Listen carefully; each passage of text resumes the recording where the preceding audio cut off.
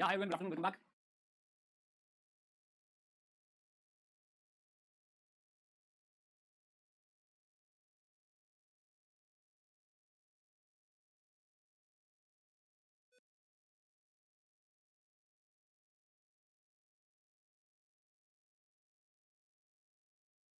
Yeah, okay. So we are back in our discussion of Delhi Sultanate. I think two small dynasties are pending. So we'll start our discussion from there. But before that, quick attendance. Is everyone here?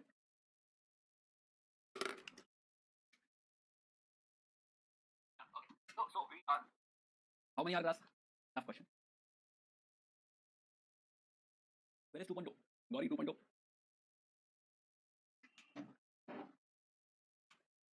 What's your Mitra? How many time will today's class? Do you have any other class after this? Yesterday there was one more class after my class. I was expecting Saturday will be like free day. Okay. No class. Yafi? Okay. Okay, good. So let's first of all place the timelines. Where were we? So we are talking about Delhi Sultanate starting from 1206. 1206. Right, and realize after death of Gauri, the Mamluk dynasty started from 1206 and till 1290. 1290 it was Mamluk. Right, here few important sultans were first is Qutbuddin Aibak Qutb, then Iltutmish, a short reign, Iltutmish, and lastly a very long reign by Balban. Right, initially as a naib and then as a sultan. Right, Balban. We understand all three. He was not able to contribute much, but Iltutmish we understand that he has he has expanded. We know his conquest. Plus, most importantly, he had consolidated as well. One thing which is associated with consolidation is what was that? It was in administration. He brought Ikta system, which is originally from Sassanids, but yeah, he brought Ikta system plus Turkani Chahgari.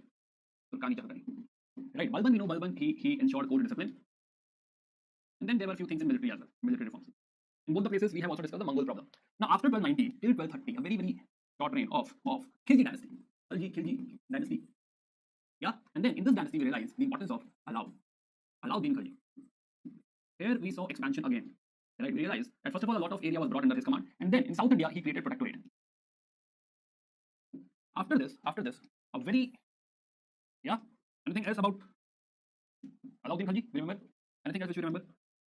Alauddin Khilji, Jalaluddin Khilji, then Alauddin Khilji. Yes, what matters is Alauddin Khilji. We realized that Jalal was not meant for this rule. The kind of leadership which we actually need at this spot at 1290 would not be provided by Jalal, and that was the reason that Alauddin Khilji took over. Yeah. Okay. Blood and iron of Balban. Okay, very good. Okay. Anything else which you remember from Alauddin Khilji? Alauddin Khilji, expansion, protectorate, and what else? Market system, no inflation, Dal Very good. So we realized that he actually contributed a lot of things. He contributed military reforms, right, economic reforms, price policy, agrarian reforms, market reforms, right, etc. Plus, another important contribution from Alauddin Khilji is his handling Mongol problem. Right, he was able to defeat them. Right, so yeah, the Mongol problem, one of the biggest contribution by Alauddin Khilji. Right, multiple Mongol invasion he had faced. Right, now after Alauddin Khilji, again there was chaos, and then came your Muhammad the Tughlaq dynasty, not Muhammad Tughlaq dynasty. Now Tughlaq dynasty will rule from starting from 1320 to 1414. Almost 100 years, but it looks like it's a very long reign or 100 years reign or something. But the real you can say the powerful reign is first 50 years only. Right? Otherwise, rest of the reign does not matter. Here we found Hiyatuddin Tughlaq, but most importantly, we found from 25 to 50, we had MBT, Muhammad bin Tughlaq.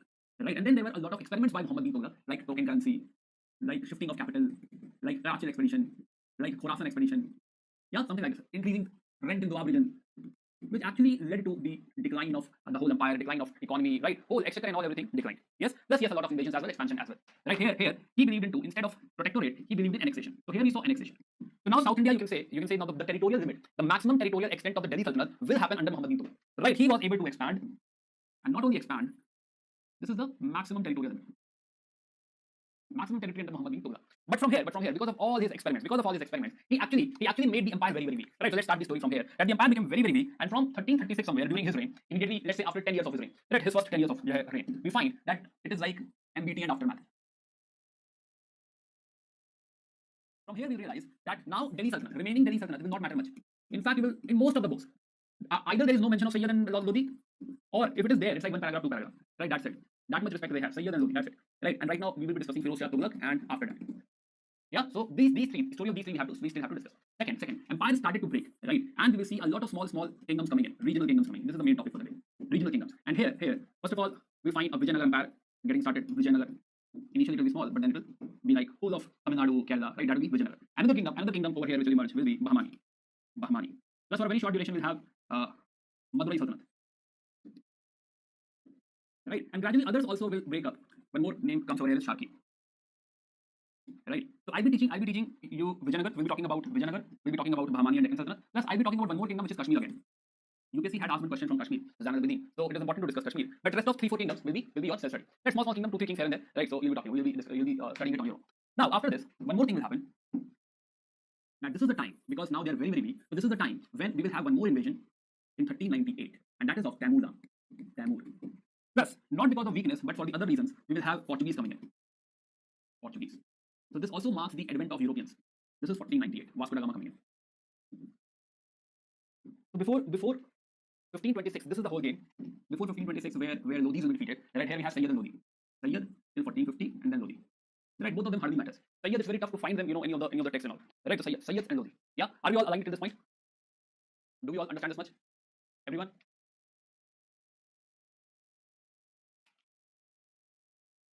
Yeah. Portuguese come under modern history? No, that is the issue. Portuguese, yes, we will focus more on Portuguese when we study modern history. But they will be arriving in India at this point only. Right, even before Mughals, Portuguese will come in India. Right, so 1498. No, modern Indian history will not start in 1498. But yes, with the advent of Europeans, with the advent of modern ideas, you can say some modern things are coming in. Right, but our modern India will start at 1707. Between this there is Mughal, which is our next topic after regional kingdom. Right, Mughal will be our last topic. So after Mughals, we'll have our modern India. So we have to study till 1707. Right now we are targeting 1526. Yeah, okay, let's start the discussion from here. So we are talking about Muhammad bin Tughlaq. We also found that during his reign, so this breakup we have discussed, during his reign, there's a traveler, very, very famous traveler coming in. We start from Firoz Shah Tughlaq. Yes, Firoz Shah Tughlaq. But before Firoz Shah Tughlaq, we had one very, very famous traveler coming in, who is Ibn Battuta. Right, so Ibn Battuta. Now, Ibn Battuta is basically from Morocco, and he basically looks like reincarnation of Marco Polo. Right, but he has traveled more than Marco Polo. Right, very, very famous traveler. So if you see, he has started from here. He had the nearby area. He has also traveled, right, in Africa. Plus he has traveled these areas as well. Right, gone to Makkah, Medina, Baghdad, and all Tabriz. Right, all these things he has seen. Plus he has traveled to Africa as well. This Mombasa and all area he has traveled. Came back Saudi Arabia and all. Right, then one of the travel if you see via Samarkand, right, via Kabul, he has come to India. He has come to Delhi. Right, but this does not stop over here. Then from here, he will go to Gujarat, from Gujarat southwards, Mangalore and all. Then he will go to Calicut. He will roam around over here and there, right, roam around like this, and then he will go to Chittagong, Bengal. Then Southeast Asia. From Southeast, he has gone to Maldives as well. Right, plus he had gone to China, gone to Beijing. Right, so he has covered almost the whole globe. Right, whole old world. This is old world. Right, the whole old world, not to Americas and all, but whole of the old world he has roamed around. Right, so. No, of course not. You need not make this map. It is not important. It is just to understand the story, how it is happening, or to understand the relevance of Ibn Battuta. Right, Ibn Battuta. So Ibn Battuta, bagal mein juta, that means he's always ready. Bagal mein juta case hota hai, right? He has bagal mein juta. He has shoes on his sides, right? And he has traveled so much that pehno to karta hai chur, right? And that is the reason he pehno to karta hai chur, because that shoes is worn out, right? That shoes he has worn so much. He has traveled so much that now shoes also says chur chur chur. Are you getting my point? That kind of traveler we have, that is Ibn Battuta, right? Ibn Battuta. So let's talk about Ibn Battuta. So he has written this book, Kitab-e-Rihala or Safarnama Rihala. So that is his travel account, right? And he had come to India as well. Also, by the way, he's also a well-learned man, right? And he is very much proficient in Islamic laws and all Islamic understanding. And when he came to Muhammad bin Tughlaq, he was appointed as Qazi, right? He will be appointed as Qazi, and he will be at this post for almost 8 years. Right, he will be Qazi for almost 8 years, right? Then by the way, he believes that the real knowledge does not come from books. He believes that the real knowledge comes from traveling, meeting people, meeting great people, understanding them, personally, what they think, what's the idea and all, everything. Right, so yeah, he was appointed as Qazi over here, and then he developed, basically Muhammad bin Tughlaq developed some, you can say, conflict with him. And then Muhammad bin Tughlaq said, put him in jail. That's how Muhammad bin Tughlaq is, right? You use this word Tughlaqi mizaj. Tughlaqi mizaj is very unpredictable, right? Tughlaqi mizaj is like you don't know what may happen, right? Because it comes from Muhammad bin Tughlaq. So Muhammad bin Tughlaq is unpredictable, and one fine day, right, when everybody was happy, that day he had a fight with this Qazi, Ibn Battuta, and he imprisoned him, right? So Ibn Battuta was imprisoned by Muhammad bin Tughlaq. Now after some time, again some Tughlaqi idea, Muhammad bin Tughlaq wanted to send one ambassador to China, right? So he said who would be the best person? So somebody suggested Ibn Battuta. He has seen world, he has knowledge of, you can say, Islam, and he would be the right person to go to China. Then he was like, yeah, that's a great man. Where is he? Somebody told him he's in prison. You only praised him. Yeah, oh my God, bring him. So then Ibn Battuta was brought before him, and then he requested, sir, can you please go to China as my ambassador? So Ibn Battuta said, okay, better than the prison, no? So he said, okay, I'll go, no issues. But before that, I want to go south because I'm a traveler, I'm an explorer, right? Wanderlust. So I want to go, explore South India, have some vacation in Maldives, right? And after that, after roaming around everywhere on this paid vacation, I will go to China. So this is how he agreed to go to China. Now let's understand what all things he has said about India. So Ibn Battuta. Right, by the way, UPSC has a lot of affinity for travelers, right? And that is the reason I discuss travelers in detail. Yeah, okay. So he says that there is a lot of robbery on the routes. Wherever I have traveled, whether in Central Asia or in India, wherever I go, somehow these robbers find me and rob me. I don't know how I'm alive, but still I have been robbed multiple times. Right? That is the reason. One of the famous robbery is from Multan to Delhi. He was coming from Multan to Delhi, robbed. Right? And that is the reason. Once he was traveling from Goa to Quilon, Kerala. Right, and he was not robbed. He was surprised that how is this possible that I'm not robbed? He was ready for the robbery, and he said, this is one of the safest route I have ever seen. Right, it's very, very safe. If you want to travel, this is the route you need to travel. Right, plus he says that there are merchants coming in. So he also talks about trade. There are merchants coming from Persia. He calls them Faras. So merchants from Persia are coming, plus merchants from Yemen are coming. So there are a lot of trade with Persia and Yemen, right? They all come and disembark at Mangalore. Mangalore, right? So at Mangalore, they are basically trading in pepper, basically spices and ginger. Right, pepper and ginger. Right, plus because he had gone to Bengal as well. To Bengal, he was surprised to see that at Bengal there is a lot of rice, and this rice is cheapest. I have never seen such a good rice at such a cheap rate. Right, the cheapest rice at Bengal. Right, plus it's a very big country, cheapest rice. Plus he also talks about inter-Asian trade. So basically, he not only talks about this, plus Asian trade, the whole Asian trade.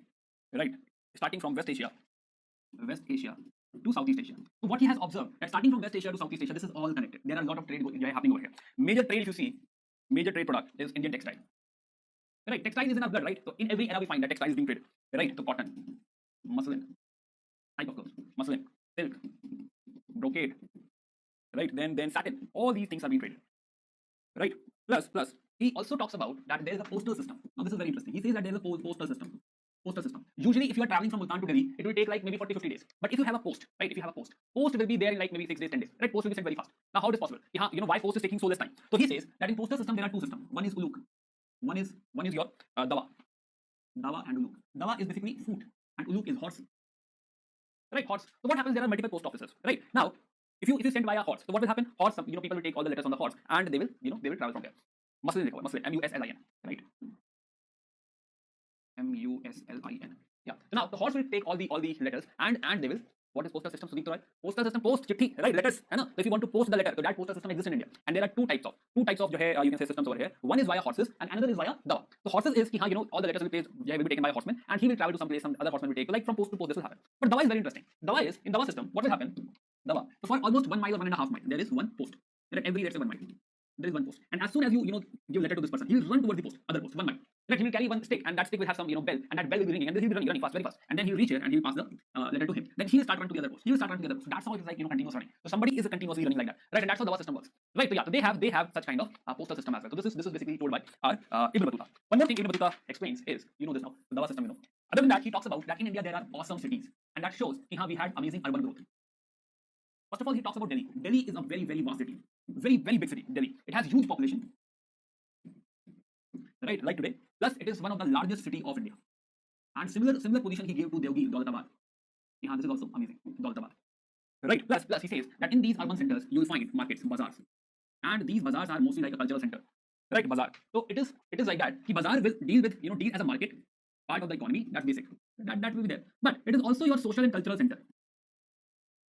Right, there will be restaurants, there will be like stores, and in these stores there will be live music, right, dance, right. So people come to bazaar for this kind of recreation as well. Are you getting my point? And they come here for this kind of recreation as well, right? There is in bazaar you'll find mosque as well. Of course there will be mosques, and so that they can worship. So there will be mosque, temple, then dance and all everything is there. Plus he also talks about other than cities. He says that Indian agriculture, very fertile, very productive. These are the major things told by Ibn Battuta. Add one more thing to it. He also talks about slavery. Do we have space? Yeah, here. He also talks about slavery. He says that slavery is prevalent in India. There are so many slaves, and these slaves are being used for domestic purpose. Yeah. So these are the important statements of Ibn Battuta. Okay. Now let's get back to our Firoz Shah Tughlaq. So now, Muhammad bin Tughlaq was succeeded by Firoz Shah Tughlaq, right? And whatever chaos Muhammad bin Tughlaq had created, right? Muhammad bin Tughlaq, whatever he has created, whatever issues he had created, now it is up to Firoz Shah Tughlaq to solve that. Right? Firoz Shah Tughlaq is like first cousin of Muhammad bin Tughlaq, MBT, and he loves his cousin, right? He has great regard for his cousin, and he took over this responsibility. That okay, now I will handle all the things. I will manage everything. Okay, so yes, prices of slaves are also fixed. All the prices are fixed. Okay, so now after the death of Muhammad bin Tughlaq, we find that his first cousin Firoz Shah Tughlaq takes over. Okay. So in his reign, what he will try to do, because he understands that everybody is angry with his cousin, and everybody is angry with his cousin MBT, right? So now Firoz Shah Tughlaq is known for appeasement. He is known for appeasement, and this appeasement means he wants to make everybody happy, right? This appeasement includes he has to make nobles happy, he has to make your ulemas happy, orthodox scholar, and he also has to make people happy. Everybody has to be happy. Will this require a lot of expenditure? Of course, this will require a lot of expenditure. Right, so first of all, let's understand his first approach, that is how to appease everyone, how to make everyone happy. This can be called as policy of reconciliation. He wants to reconcile, reconciliation. Okay, so let's start with nobles. So nobles will realize that he said, sir, go enjoy. I'm increasing your salary, I'm giving back your privileges. Right, and now your privileges and all, you are getting back. So for example, your Iqta, what Alauddin Khalji and all has taken, it is revived. Right, now enjoy your Iqta. Right, still he found that nobles are not smiling. So he said, okay, wait. Now Iqta is hereditary. Oh, biggest mistake, right? Never ever do this. Never ever give a post which is hereditary, right? But now Itta is hereditary over here. Plus, what else he said in army as well? Army, what he said, sir, I don't have much cash, so let's stop paying via cash. Let's give land assignment. We will give you some plot. You can have some money from there, so you will have some land assignment, and that will help you survive. Again, Ismail was missing, so he said, okay, sir, let's make it hereditary. Right, and a major reason behind the decline of the right, making the post hereditary, making the army position hereditary. In fact, in army, he said that suppose if there is, let's say, old soldier, he can go take rest and he can send his son or son-in-law or whosoever agrees to come and replace him. Please do that. Right now, if there is a soldier who is very good, who is a good warrior, it does not mean that son will also be a good warrior. How can you replace a father by the son, in army or in this position? Nowhere. Right. So now, what he is doing over here is definitely, bringing back that feudal idea. Again, this is like feudal system. Now he will have to be dependent on these muktis, right? Dependent on these iqtadars. So the nobles are becoming powerful again. Nobles are getting all the privileges again. Right? Happy? Yeah, happy. Who cares? Right? Very, very happy. We got all the privileges and all back. But definitely this will destroy the state. Right? Then other than that, let's talk about people first. People. He said there are a lot of Farzi taxes. So only Islamic taxes will be there. They are also happy. Good. He sounds business. Very good, very good. Only Islamic taxes. Right? No other taxes. Plus he said state is a benevolent institute. Right? We need to take care of the people. Yeah, benevolent institute. So we need to take care of the people. So for this, we will provide you charity. Right? We will even pay for the dowry. If you have to pay for the dowry and if you don't have money, ask the state. We will take care of it. Right? So for this, he has created a whole department of charity, which is Diwan-e-Khairat, a whole department meant for charity. Now you can understand the priorities. Right? Diwan-e-Khairat, right? For charity. Okay. What else? He will also work on irrigation. So a lot of canals and all will be made by him. Right? So irrigation. So he's creating canals. So some 5 canals he had created. Right? Plus he said I will give loans as well. Exchequer asked, sir, how? He said, sir, we manage somehow. Right? How you are providing this loans? We don't have money. Plus we will also have a department of public works. Right? Who will look into all this? Because we are providing irrigation, so we will collect irrigation tax as well. That is called as sharab, irrigation tax. Okay. So he worked in this direction as well. Now let's talk about our ulemas. Because he seems like the first king who will give up to ulemas. Who will be like, sir, whatever you say is right. Right? Now it's time for ulemas. How to make ulemas happy? These are orthodox scholars.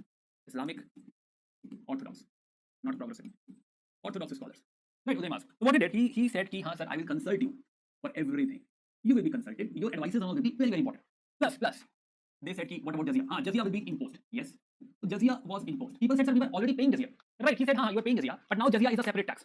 Right? It will not be part of your land revenue. It will be collected separately. Right? And it means this is an indication that this particular, obviously these are non-Muslims, these are Muslims. Right? So you will have jizya, and jizya will be very, very strict now. Everybody, in fact, even Brahmins will pay jizya. There will be no exceptions.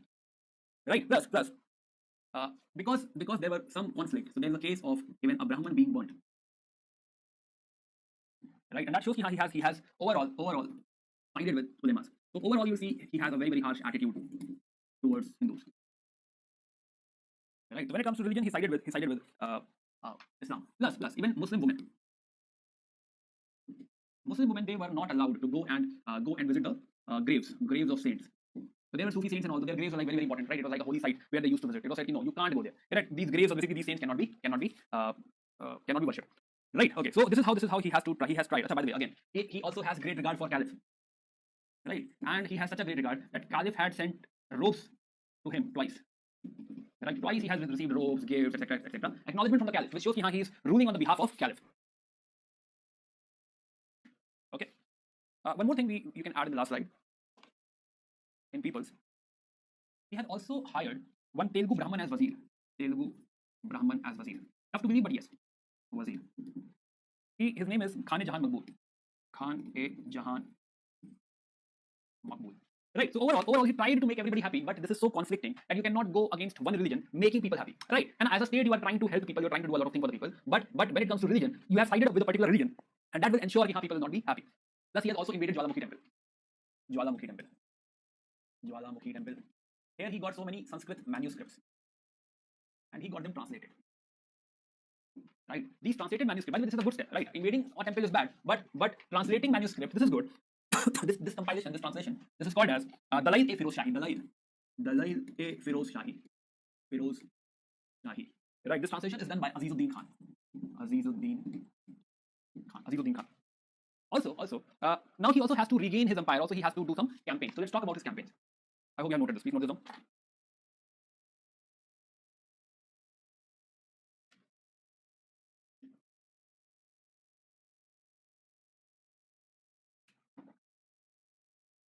Sorry. So okay, please note this down. Okay, a few more steps we can add. You can call them progressive steps or for the people. Progressive steps. Right. One thing you can add that he has opened a lot of karkhanas and he has employed slaves in it. This will support economy. A lot of slaves will be employed to it. He had some more than close to 2 lakh slaves. Right. He was having like 1.8 lakh slaves. 1.8 lakh slaves. Right. So what he did, he opened one more department of slaves, which is Department of Bangagan. See, these 1.8 lakh slaves, these many slaves are like resources. How to utilize these resources? How to get some economic output or productivity out of these slaves? Right. So for that you need a department. So therefore he started one more department of Bangagan. Right. They will ensure a lot of things can be extracted from these slaves. Plus, he also banned inhuman punishments, like cutting of limbs and all. Banned inhuman punishments. Plus, he established few cities, and which shows he established some city that is like creating employment, creating more trade and commerce, right, more markets. So he created Fatehabad, Hisar, right. Then he had Firozpur, Jaunpur, and in the end, Firoz Shah Kotla. Firoz Shah Kotla was his favorite. Firoz Shah Kotla. Plus, last point, he had patronized very, very important person, Barani. Right, he has patronized Barani, who wrote 2 books. Barani. He wrote 2 books. Let's talk about Barani first. He wrote 2 books. We'll get back to this. Last point. He also wrote one autobiography. These are not all very well. Autobiography cannot be a progressive step, but yes, you can add it here itself, which is Fatuhate Firoz Shahi. Okay, I'll talk about these 2 books. We have to discuss that in details. So, wait. Last, before we go to these books, let's discuss his campaigns as well. Campaigns. So when I write campaign, I say no wars. He will avoid wars. He has army who basically consists of hereditary people. Right? He has no money to pay cash to the salary. Right? He cannot afford wars. So he has this policy of no wars until and unless it is very much required. Until and unless there is a rebellion. Until and unless there is a motive. Do not expand. Do not fight. Right? So that is his policy that avoid wars. We can't afford any kind of war in this kind of situation. Right? So for example, Bengal had rebelled and he invaded Bengal twice.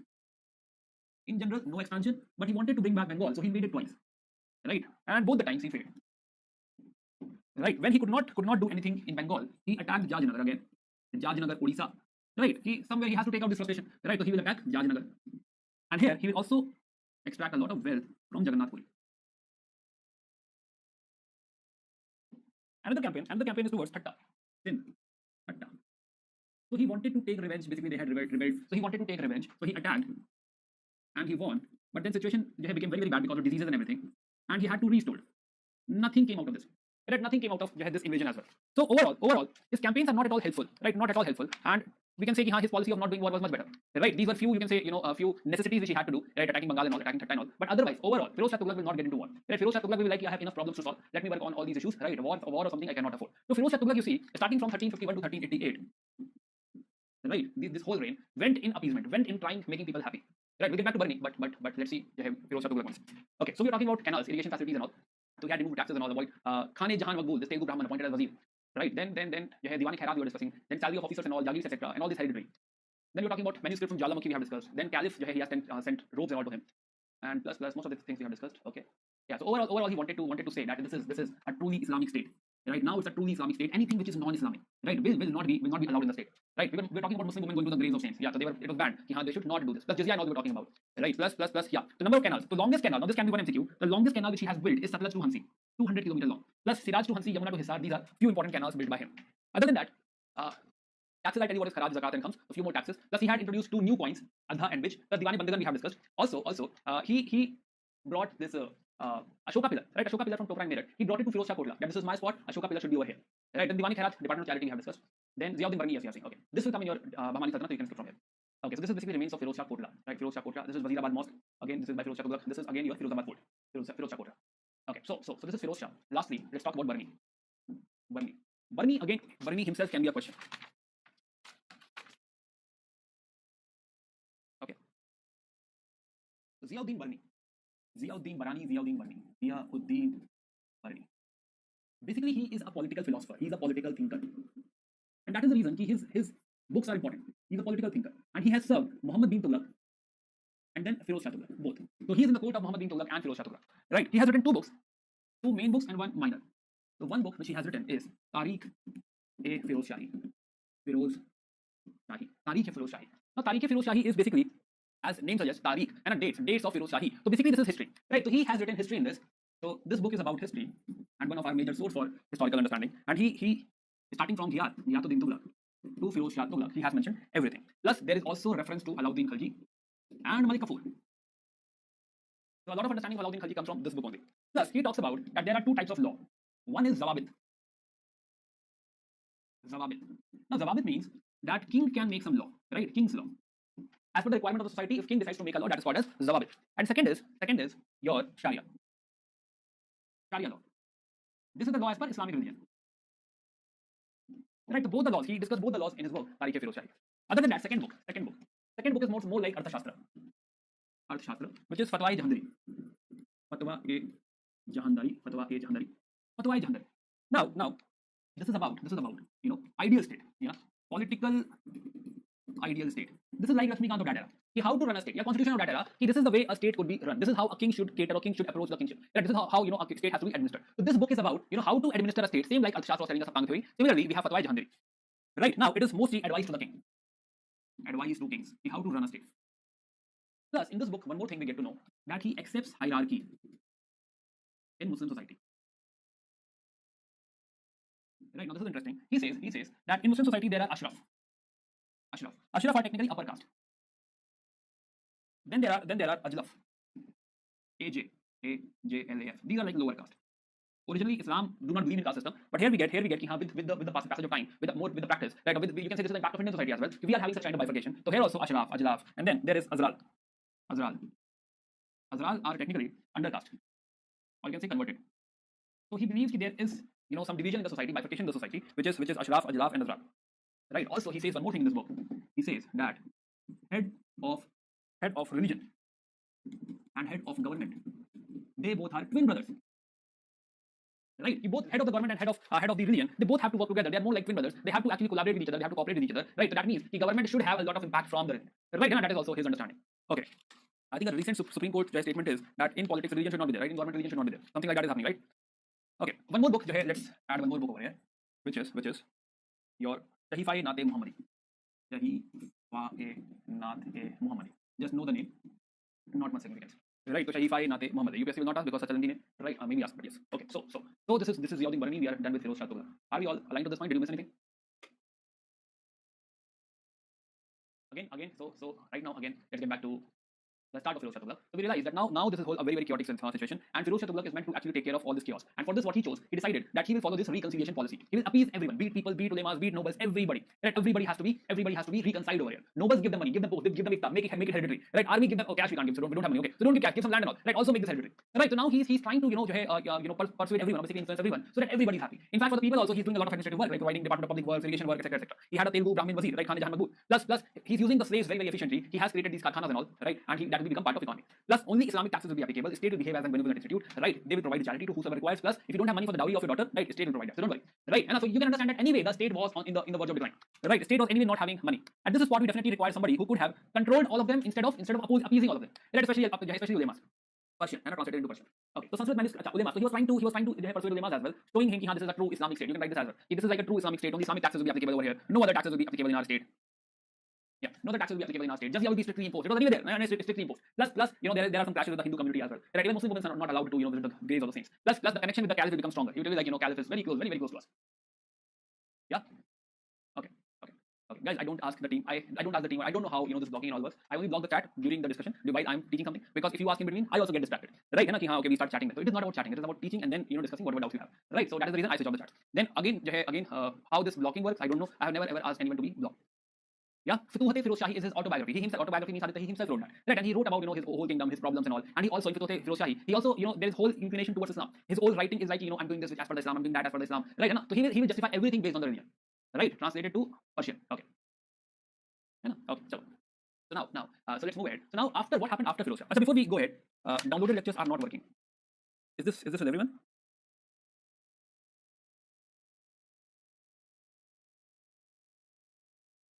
Others, please check. Maybe there are some cookies issue, some issues on your maybe system and all. Right? I hope that is not the case. Right? These others can be confirmed. Did they know Arabic? See, the most important language at this spot is Persian. Right? And Arabic will be there till others are not facing such issues. So definitely there must be some issue on your side. Right? And so maybe clean the system, maybe remove cookies and all, temp files and all. Sometimes that is the case. Right? Maybe reinstall or something. I'm not very sure how it works. Right? But please check. Okay, guys. Now after Firoz Shah, before we go into the next topic, one more thing. Few meanings, right, about taxes. So I've seen they're working. Okay, good. So guys, please check at it. I think I'm after. So taxes. So there are three taxes which I want to explain. Four actually. One is kharaj. What is kharaj? Kharaj is technically land tax. Right? Kharaj is basically land tax, and this mainly came from non-Muslims. But then state required more revenue. They said no, even Muslims. So later on, even Muslims used to pay this. Everybody had to pay kharaj. Second, another tax is zakat. Okay, see, I'm discussing the academic definitions, academic things. Guys, maybe if those of you who are practicing it, right, must be aware more about this, right, must be aware about the whole application and everything, right? So just understand the academic part, right, for writing or basically answering in UPSC, not the real application part. Okay, so this is only on Muslims. Only on Muslims, zakat. It is more like 2 to 5% of their whole revenue or produce. And the idea is that all Muslims have to contribute zakat so that this can go into charity.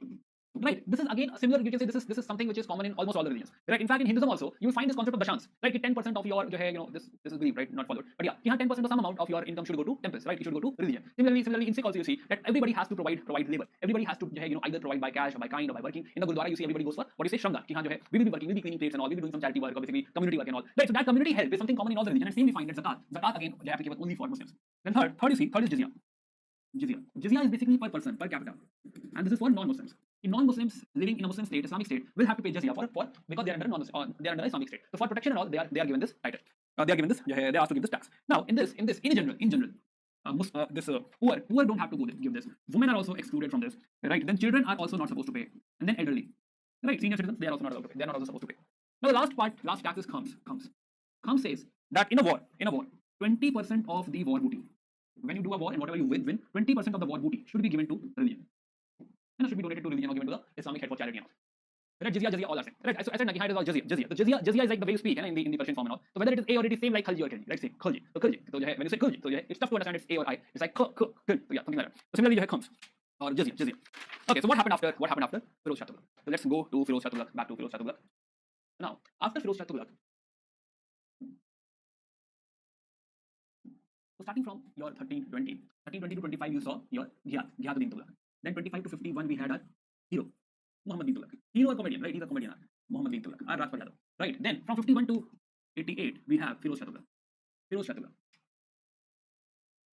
Yeah, Firoz Shah Tughlaq. So Firoz Shah Tughlaq, when he died, he appointed his son and grandson both. Right? Please, you both rule. His son is Fath Khan. Again, son is also called only. So Fath Khan. And grandson is that please do not fight. And Ghiyath-ud-Din. So 88, Ghiyath-ud-Din. But Fath Khan will be sidelined and Ghiyath-ud-Din will be beheaded by the nobles. He will be killed, beheaded. So in 89, he is gone. 89, right? Then 89 to 94.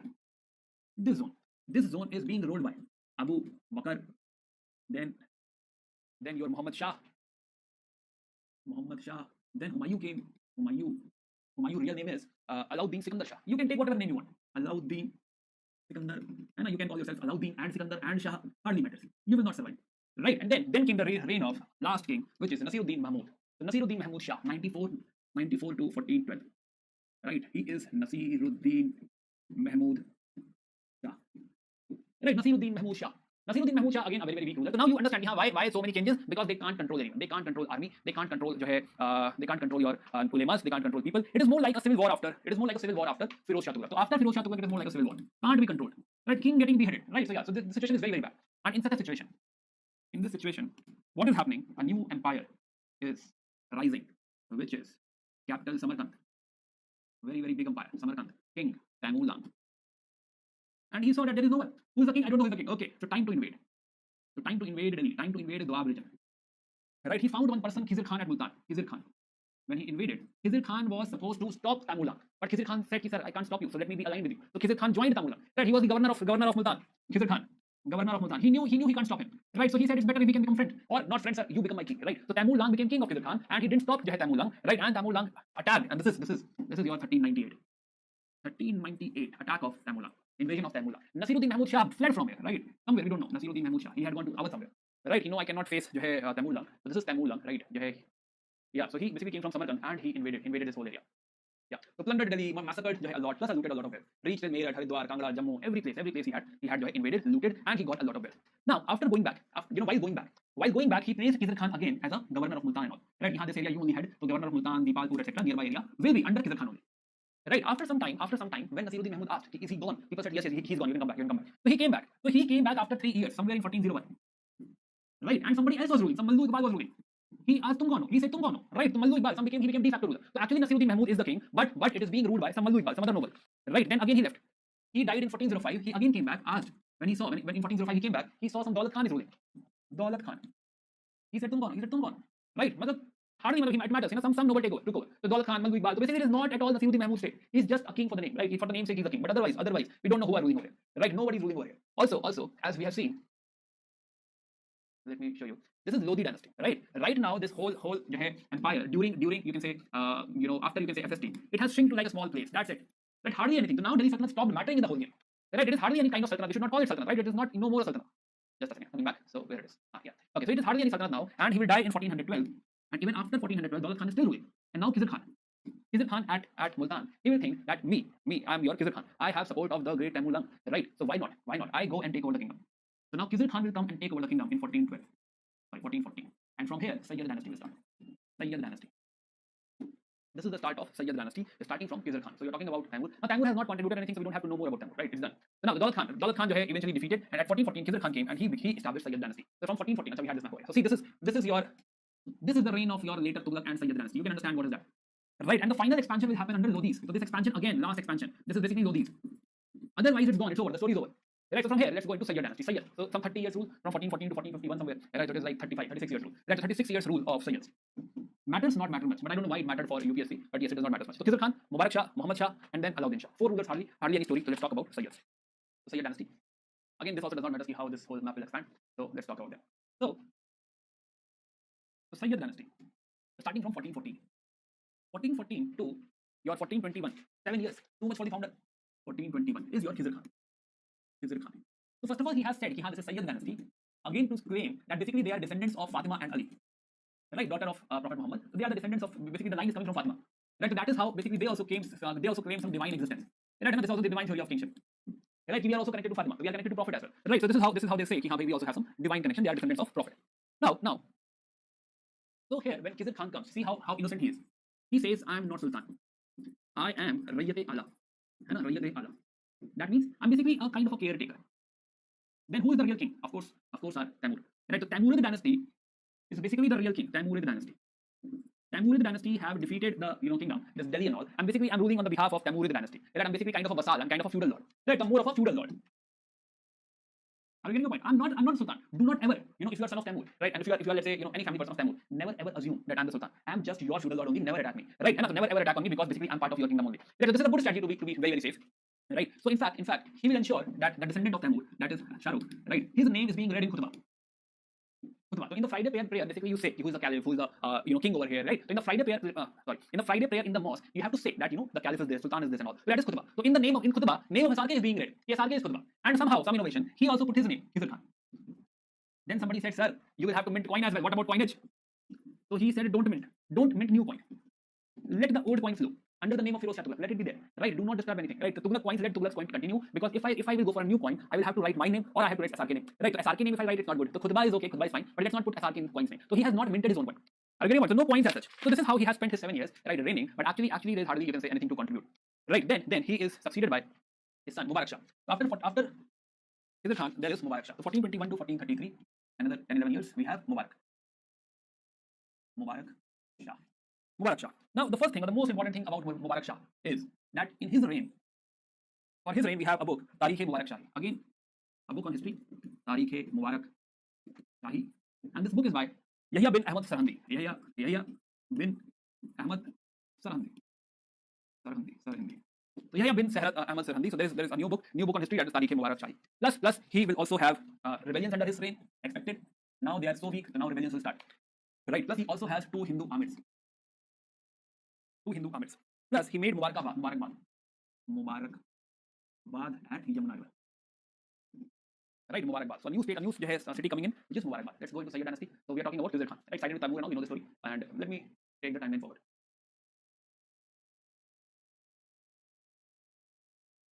Yeah, so Mubarak Shah, we discussed Mubarak Shah. Now Mubarak Shah will go for his coin. Yeah, it's okay. Also by this time the reign of Taimur is not that strong, right? So he does not care. Also Yahya bin Ahmad Khalji, Tarikh Mubarak Shah tells about his reign. Mubarak Shah, he has his own tomb, Mubarak Shah tomb. This is Kotla Mubarakpur. Mubarakpur he has established. He has his tomb over there. Next thing if you see, next thing is your Muhammad Shah. Muhammad Shah, he will have lot of rebellions. Right? He will have rebellions from Badaयूं, Katehar.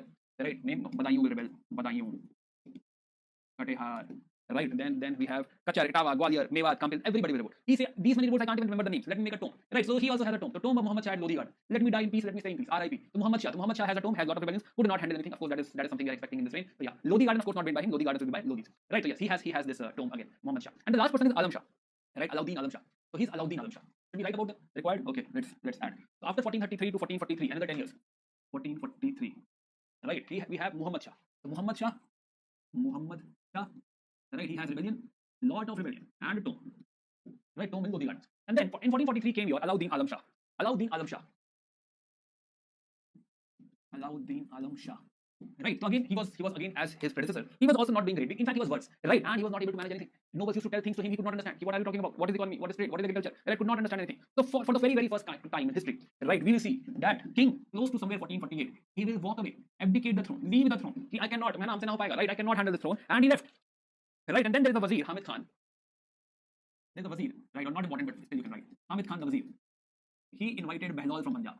He said, sir, we need somebody who can handle this. We have never seen this before. This is the first time in my life, right? Or first time in Delhi Sultanate. Behlol Khan Lodi. Right, he's known for his nature. He's known for his administration and all. And finally, within 3 years, now Behlol Khan Lodi will come and he will establish his Lodi dynasty. A very, very short story, insignificant story about Sayyids. Right, now, UPSC asked last year about Sayyids. They said, a very short question. They said in 2022 prelims, they said, who are Kulha Daran? Kulha Daran, right? And answer of Kulha Daran, so many calligraphist, right, etc. And one option was Sayyids. They even didn't write it as Sayyid dynasty, right? It or Sayyid rulers. No, it is just Sayyids. So Sayyid was the answer. And if you search Kulha Daran even today, you will not find anything on Google, right? There is no reference of Kulha Daran in any book, be it your NCRT, be it your Tamil Nadu NCRT, be it your IGNOU notes, right? Nowhere you will find Kulha Daran, right? So we don't know from where they have asked this Kulha Daran. Also, especially about Sayyid dynasty. Who asked about Sayyid dynasty? But unfortunately, this question came last year, right? Which was very, very tough question, and nobody could answer this. Even teachers didn't know. I think we were together. I think 3 to 4 history teachers there, and nobody even heard about Kulha Daran, right? So yeah. So my point is, do not get demoralized by such questions. Kulha Daran, I don't know from where they have picked it. There's only one book of Mahajan, V. Mahajan somewhere, right? V. Mahajan who had written Medieval Indian history. Only in that book we can find Kulha Daran, right? Nowhere else. So it was a very, very tough question. So do not get disheartened, how we can answer this. Nobody can answer this, right? So understand in history now, right? From medieval and ancient medieval you have already seen, and after you have completed modern, right? A question which you cannot answer will not be answered by anyone else. So this is straightforward. I could have taught Kulha Daran, I could have said Kulha Daran Sayyid, but I'm telling you, do not get demoralized by such questions. There will be few questions, right? Like this. Who will be like, nobody knows, and it's okay. It's okay not to know, right? To just getting to know this, if you have to read let's say 2-3 books more, it is not worth. It is not, there is no return on investment, right? So it's okay. We can let it pass. Yeah. So Kulha Daran. So let's go ahead. Let's talk about our next dynasty, which is your Lodhi dynasty. So this is the last dynasty, Lodhi dynasty, taking over from 1451. Will go till 1526. And good part is only 3 rulers. Very, very simple story. Just 3 rulers over here. Lodhi dynasty. Okay, are we all fine at this point, everyone? Yeah. Here, how excluded children, women, poor. They should not give tax. Now, how will they tax? How will they give tax? Children, women, poor. They can't afford to give tax. So, state has to be this much benevolent. They understand it is impossible to collect tax from children. So yes, so it's excluded. They should not be paying tax. Jizya.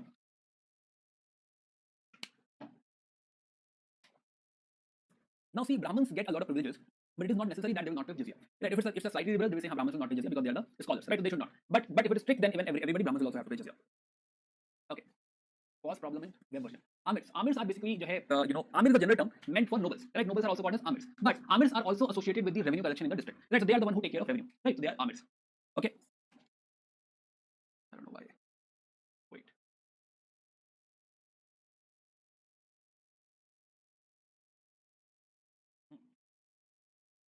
Why so many times pause video? I'm not very sure how is that happening, but yes. Okay. So now the Lodi is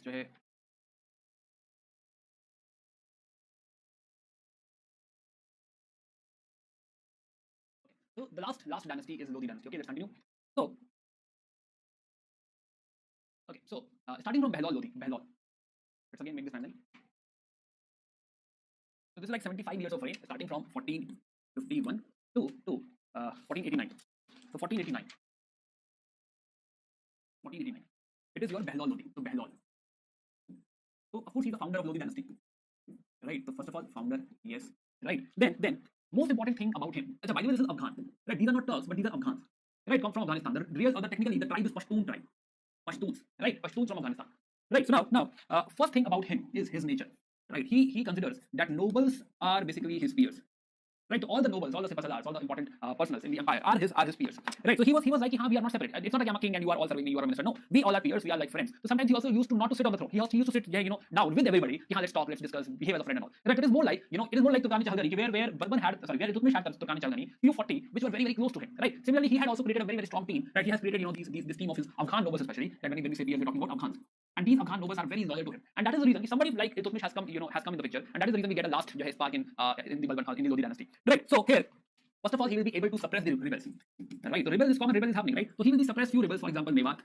Right, Mewat is southern Haryana and Rajasthan, northern Rajasthan, small region, and Doab region, Ganga Yamuna Doab. So there were a lot of rebels, especially your peasants were rebelling. This is too harsh. You are asking for too much rent and all. Right, so there was a lot of rebels, and he was able to suppress that. Plus, another problem was Jaunpur. Jaunpur, so very close to Delhi. There is Sharki dynasty. Sharki dynasty at Jaunpur. Sharki dynasty at Jaunpur. Right, so this Sharki dynasty, was also rebelling against him, and now Sharki dynasty was becoming prominent in this region. Right, and here he was able to defeat them, and that's how the empire again got expanded. Right, so they were defeated, they were annexed. Yeah, so this is like, you can say, one of the last achievement, a big achievement of Lodhis. Right, plus he also brought his copper coins, Behlol copper coins, plus along with Jaunpur he also got Dholpur and Kalpi, some small nearby areas you can ignore as well. Okay, but did he get any success in Gujarat, Deccan, Bengal? Right? Can he succeed beyond this? No. Neither he can plan for Deccan nor Punjab nor Bengal, because he's not at all in good situation. Right? Not having that much potential or that much power at this point of time. Right? So this is the reign of first leader Behlol Lodhi. Now after him, his son comes, who is Sikandar Lodhi. So from 1489, your reign starts of Sikandar Lodhi. Now his name is Sikandar, and we can see last time we have something like Sikandar. Okay, so this is Behlol Lodhi we have discussed, and Sikandar Lodhi we are talking about. Sikandar Lodhi. His real name is Nizam Khan. Plus, he's also son of a Hindu mother. Right, so his real name you see is Nizam. Plus, mother is Hindu. I'll delete this part. Okay.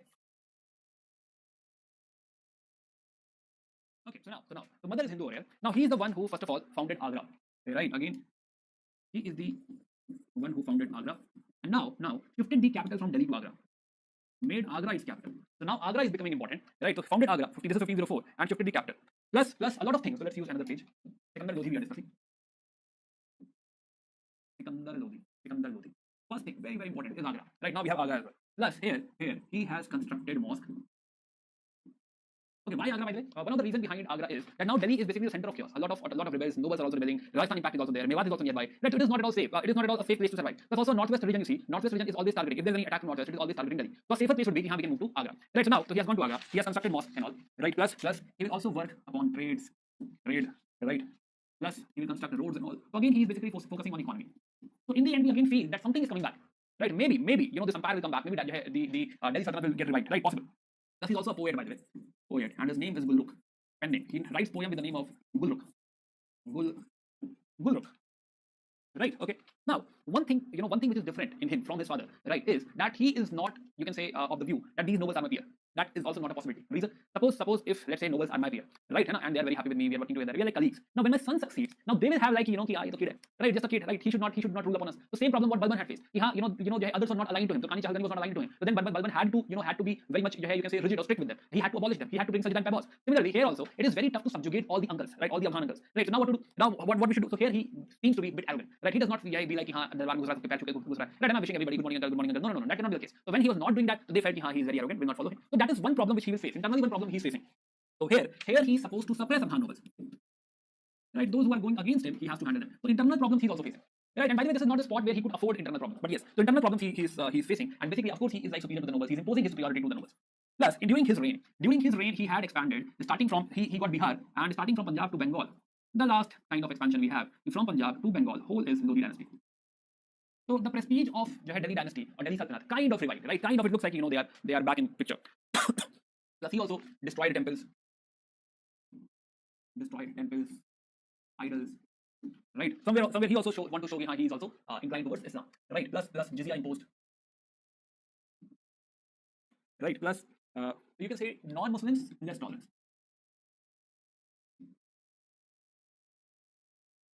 Right, non-Muslims he has comparatively less tolerance. Right. Other than that, he sounds more or less like Firoz Shah Tughlaq.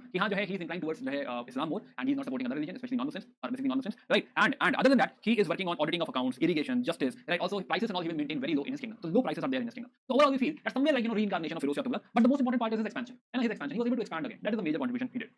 And lastly from 1517, we have till 1526 we have Ibrahim Lodi. Ibrahim Lodi. Right. Now, Ibrahim Lodi, when he comes into picture, his father must have told him that, be aware of these Afghan nobles, that these Afghan nobles are not supporting me. You should also ensure you have better control on these Afghan nobles. Right. So he has another level of superiority complex. He's like, I'm God. Basically, I am much above above all these nobles. So he's very rude, very arrogant. Right. Very, very arrogant. And that is the reason that most of the nobles are against him. Right. Especially we see that we have Daulat Khan Lodi in Punjab. Right. So let's talk about people against him, because that's the only contribution he has. Ibrahim Lodi. Only contribution, people are against him. Right. So first of all, his own brother Jamal, Jalal Khan. He was jealous. He was not happy with him, so he was murdered. Right. Then Bihar revolted. Now you can't control us. So Bihar also revolted. Plus his uncle. I told you these uncles are not happy. So Uncle Alam Khan. He's also Alauddin. Some title Alauddin Khan. Alam Khan revolted. Right. Then towards Punjab, Governor at Punjab was Daulat Khan Lodi. Right. Plus, very close to Delhi, there is Mewar. And Mewar had Rana Sanga. So anyway, Rana Sanga and Ibrahim Lodi, they were against each other. Right. So all these were against him. And Daulat Khan Lodi saw. Here he saw at Kabul, he saw Babur. And he asked Babur, Babur sir, you are from Timurid dynasty. And once upon a time, Timur had invaded Delhi. So technically, it is your reign. Technically, you should be ruling at Delhi. So why don't you plan to attack? And that is how Babur, Babur was also looking for this opportunity. So this was versus Babur at Battle of Panipat. Now, who is Babur? We'll come back to this. Of course, Babur wins over it, right? And that is the start of your Mughal empire. By the way, Babur is also a founder. Babur died in 1530, right? This founder story continues, right? Founders are always like, they have to die early. So founder gone. So this is the whole of your Lodi dynasty. So we are done with the dynasty discussion of Delhi Sultanate. Okay, are we all together in this?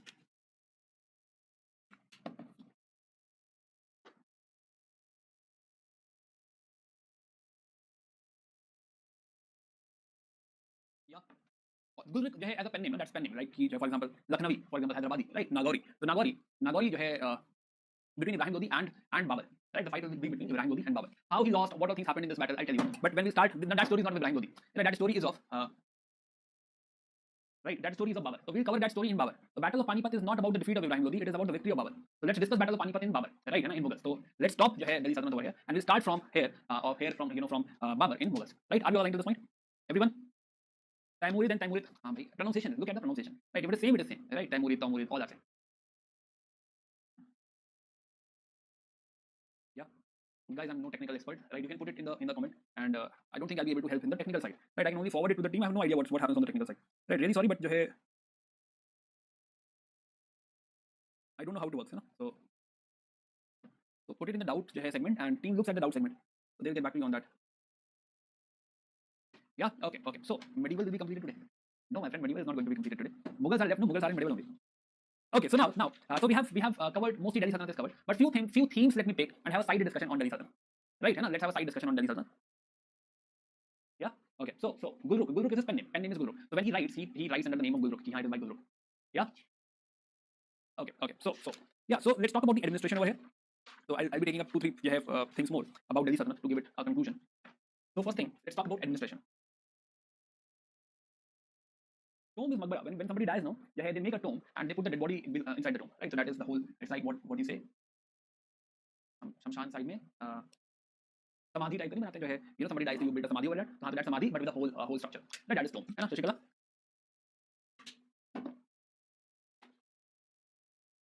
Okay, so let's talk about the administration first. Administration. See, there are technically 3 elements in the administration, right? First element in administration is caliph. Right, everybody wants to get acknowledged by the caliph. Sultan wants to get acknowledged by the caliph. So caliph is like you can say connected to the polity, right? So all the sultan are looking for this kind of acknowledgement. They are looking for this kind of recognition, which means somewhere they also want to say that this is an Islamic state, legit Islamic state. Are you getting a point? That is the reason that they are looking for this kind of acknowledgement from Caliph. Yeah, ki haan, I'm sending Mansoor to Caliph. Mansoor is more like, letter. Ki I'm ruling on your behalf, sir. Right? And a Caliph will also say very good job. Right? Both sides will exchange some gift. He will also send some, clothes and you can say money and raisins and almonds and all these things. From there also he will send back, okay, you have these robes, wear these robes so that you are like Muslim Sultan or basically, Islamic Sultan. Right? So Sultan is Sultan, or Sultan can technically become Sultan only if he is recognized by Caliph. And that's what the real, you can say, the Islamic State means. Initially, when Islamic State was being established, it will be like every Islamic state will belong to Caliph only. So when Abbasids and all Umayyads, Umars were already very strong, then the whole Islamic State was under them. But after 1000 CE, when we saw conflict, when we saw, now the Abbasids are not very strong, the Caliphate in Baghdad, right now they are ruling from Baghdad. In fact, Caliphate also got split. Right? They also are ruling from 3 points. One is ruling from Baghdad, one is ruling from Egypt, one is ruling from Spain. Right? So we are basically our Sultan, Delhi Sultan, they are reporting to your Baghdad Caliph. Right? So even Caliphate you will find Caliphate has got, you can say, ruined or declined. Right? And we were basically reporting to Baghdad Caliph. But yes, the thing was, it is all Islamic kingdom, the head is Caliph, and Sultan is basically ruling on the behalf of Caliph, like the governor of that area. Right? But this is only on paper, this is only on theory. Caliph actually does not hold any power over Sultan. Right? Remember that at one point we find that Caliph was assassinated by somebody. We don't care. Alauddin Khalji said that I don't care if Caliph is there or not there, or if it is supporting us or not. Right? In fact, I want to change my religion as well. So we will realize that overall there is a connection with Caliph. There is a, you can say, trial, or basically they try to get this acknowledgement and, if possible, have this kind of legitimacy. But it is more about, right, if religion gives some, you can say, support to us, great, or otherwise it is more about practicality. It is more about the need of the polity. So it is not like this kingdom will be purely dependent upon religion and whatever Caliph will say will happen. No, it is not like that. It is only we should have support from the religious side. We should have support. Basically, we should do what is important for the kingdom. It is not like we will only do what is as per Islam. Right? So it looks like this is Islamic connection and this is the Islamic state. But we find every sultan, or most of the sultan, right? Most of the sultan will do what is required for the state, not what is required as per the Islamic books. Right? By the way, disclaimer is on. Please do not get offended because it is a religious discussion. Right? So I'm only teaching as per the academics understanding. Right? And a real application, basically how you perceive it, I might not be aware of it, especially because I'm not the follower or the somebody who has originally practiced. But why I have some understanding of this? Because I had a roommate who lived with me for something like 3-4 years. Right? Who was a Muslim. Right? So that's how I understand the real practice, his understanding, his approach and all, and that is something I had first hand understanding. Basically, I've seen, seen all these things. Also, I'm from Lucknow, right? So Lucknow is like a lot of Muslims, the whole colony is Muslims, right? So that's how I have some understanding. But if I, somehow, offend you, right? If I heard your sentiments, then I'm really sorry. Okay, Sultan. So Sultan basically is the word coming from Turkish side. The Turks basically use this word Sultan, and they are the one who ruled under Caliph. Right? He has to be acknowledged by the Caliph. So now, if we see Mansoor was obtained by main kings who get the recognition are your Iltutmish, your MBT, and your FSD. These are the main kings who got the Mansoor. Okay, so now let's talk about Sultan. Sultan is more like lieutenant of Caliph, but he is head of everything. He scored same as a king, nothing different, right? So he is your military head, he is your state head, and what else? What else he should be? He should also be the head of judiciary. Yeah, so that is basically a king. Right, basically he is a king. He is the center of all the powers. Right, he is head of everything, be it military, be it judiciary, be it state or politics, everything. Right, then he is also having a set of ministers, departments, right, who are chosen by him. So you can say there is a pleasure clause. He will choose who has to become minister. So there is a pleasure clause as well. Right, and that's how every king behaves, right? So yes, so we see again there is centralization of power. Sultan is becoming super strong. Right, ministers. So ministers there is a term called naib. Naib word means deputy. So sometimes there will be a sultan and there will be a deputy sultan who will behave as sultan. Whenever sultan is absent, naib sultan will behave as sultan. Right, sometimes sultan is weak and it is naib sultan who is actually ruling. Like in the case of Nasiruddin Mahmud and Balban. Right, it was actually Balban as naib who was ruling, and Nasiruddin Mahmud was his son-in-law. Hardly matters. Right, so naib. Second post over here is wazir.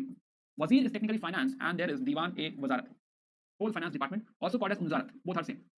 Right, Wazarat and Unzarat. Similarly, there is a department, Diwan-e-Risalat. Diwan-e-Risalat. Diwan-e-Risalat is about religion.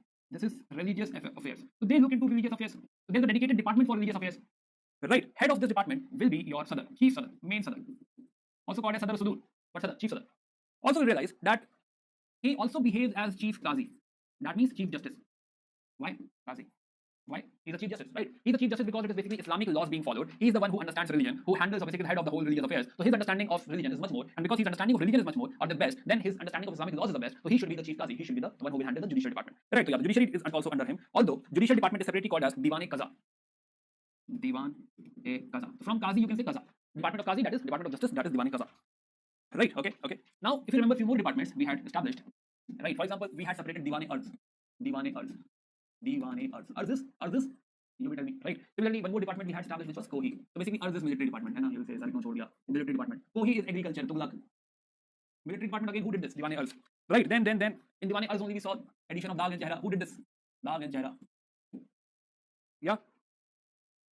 Right? Let's continue with the Diwan-e-Arz. Again, we realized that somebody brought this concept of a standing army. Somebody brought this concept of payment in cash.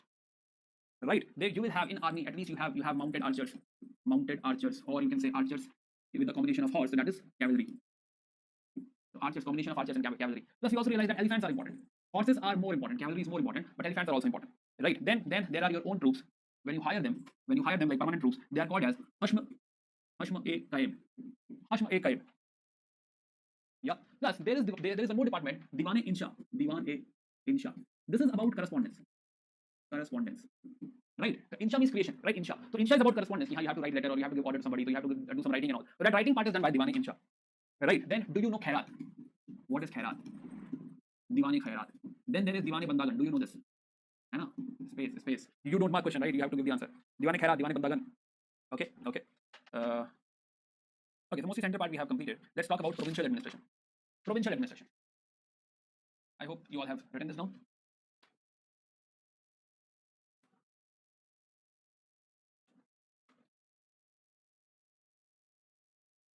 Okay, let's talk about provincial administration. What is happening in provinces? What is happening in provinces? Do we know this? Of course, you know this, right? Provinces. So provinces are technically called as what? Ikta. Ikta. Head of Ikta is Iktadar. That's basic, right? But Makti. And one more word, Wali is also used. So Makti and Wali are both same, right? They will handle what? Land revenue and law and order. That's basic again, right? Also, they have to suppose land revenue they have collected. Land revenue. Whatever excess is there in land revenue, that will go to center. This excess is called as Fawazil. UPSC had asked this question, what is Fawazil? Right? They ask you what is Fawazil. So you can understand why the UPSC asked Fawazil, UPSC asked Ikta. So both the questions already asked, right? And that means UPSC also looks into this. So Fawazil is technically tough to guess what is Fawazil if you have not studied. Okay. Then we see the next division is your Sheikh. The next division is Sheikh and Shikdar. Then subdivision of Sheikh is Pargana. And Pargana will have Amil. Amil are also connected to your revenue collection. Yeah. Last point. In villages, so we understand that here Ikta is allotted to some nobles, right? And this is transferable. This we have already discussed. This is transferable. This is just a land revenue assignment, right? Assigned for 3-4 years. But somebody made it hereditary. Who? Somebody made it hereditary and destroyed everything for us. Yeah. Okay.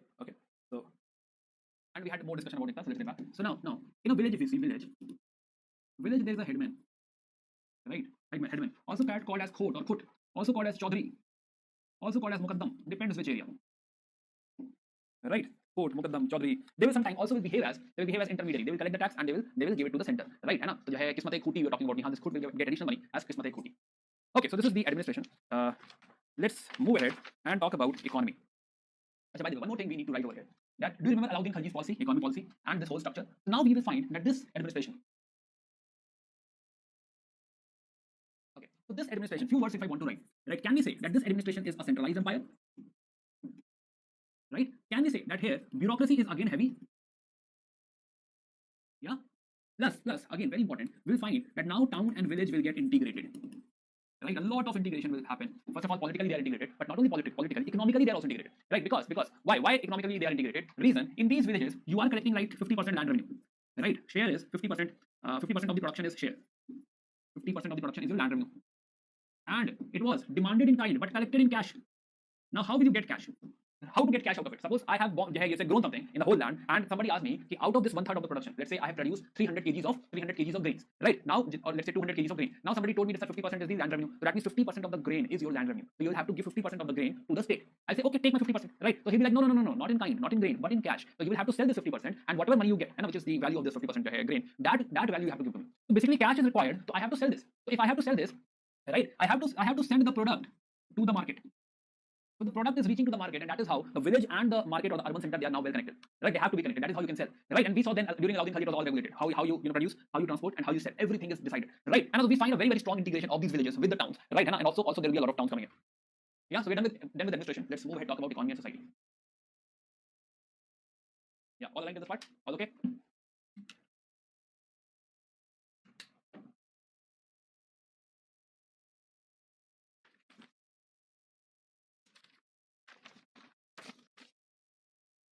Okay. Economy and society. So let's complete economy first, right? Anna? Okay, economy.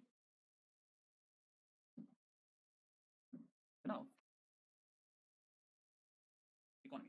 So economy, when we say, we always understand that economy is also about agriculture. And we know how much tax is being collected. We understand that irrigation facilities are being provided. Also, we also understand one more thing, please, that they also brought Persian wheat, which is again connected to your irrigation only. Right, so Persian wheel will actually enhance irrigation. Again, we have seen it in a previous discussion, something like that, which will help to pull water. Right, so Persian wheel also brought by these Muslims. Right, so yeah, so Persian wheel. So agriculture, we have seen, we understand agriculture, we understand the integration of the agriculture with the market, cash and all we have just discussed. Next part which is important is about trade. Now, when we say trade, one is product. Right, so let's discuss like that only. So trade. So let's talk about. And please add your land tax and cash and etc. Land tax, cash, and that means key village, town integration. Okay, when we say town, we find a lot of towns coming up, right? For example, you can say what Delhi. We just got to know Delhi is a big city. What else? Daulatabad. Right, and there are so many cities like your Multan, Kara, Awadh, Gaur, Cambay, Khambat in Gujarat, Gulbarga. A lot of cities are coming in. Right, this shows if there are so many cities that shows urban growth. Urban growth. Right. Also, we find that coinage, coin minting in gold and silver again started. We saw Alauddin Khilji minting some gold coins. Right, clubbed with urban growth. Plus trade already started. Right, total we can say that economy is back on track or economy is again growing. Yeah, and that means there is money in the economy. Economy has started to grow again. What decline we have seen in the Gupta Empire or from the Gupta Empire, that economic decline has set in. Right now, you can say that again there's a centralized empire, again a very strong kingdom, and we see prosperity, growth, economy again back on the track. Right. So this is something again we can conclude with respect to economy. Plus we'll come back to trade, but let's complete this. So we will understand that not only this, but there are a lot of royal roads. So because trade and all are getting important, so we should have royal roads. We should have sarais. Example of royal roads. Now we have a road from Peshawar in Punjab to Sonargaon in Bengal. Sonargaon, Peshawar. There is a road like this. Plus one more road starting from Delhi. What happened? What is this? Starting from Delhi, coming till Daulatabad. Delhi to Daulatabad. Something like Uttar Pradesh Path. Right, so in ancient India we had this road, Uttar Pradesh Path. Right, similarly, that road still exists, well developed. From Peshawar to Sonargaon we have a road. From Delhi to Daulatabad we have a road. Right, Delhi to Daulatabad was made under MDT because he was the one who was transferring the capital, so he needed this thing. Plus, now let's talk a few things about trade as well. Trade, right? I'll use another page. So trade, see in general, trade is happening from India or to India. Trade between India and West Asia or Asia. Trade between India and Central Asia. Trade between India and Southeast Asia and China. Right, all kind of trades are happening. Right, but still, let's mark few things. So one, trade, internal trade on happening, yes. But when we talk about external trade or foreign trade, important partners, Red Sea, Persian Gulf, and China. Right, these are two important partners. We are sending fine textile to both of them. Right, this fine textile is being transported to them from Gujarat, from Bengal. Bengal, from both the centers. Yeah, so one is fine textile. We can also add more to it. So Gujarat, you see, it is basically Khambat area, Cambay area, Gulf of Cambay area. Right, from here we are sending textile, yes, but along with this, we also send gold and silver products. Right, these are silver products, not gold and silver. Gold, something made up of gold, like ornaments, like cutlery. Right, the gold and silver works. But similarly, from Gujarat, from Bengal, important port is Sonargaon. We just saw Sonargaon, and from Sonargaon, we are sending textile, yes. Plus, along with textile, we are also sending raw silk. Right, here only we can also add imports. Imports.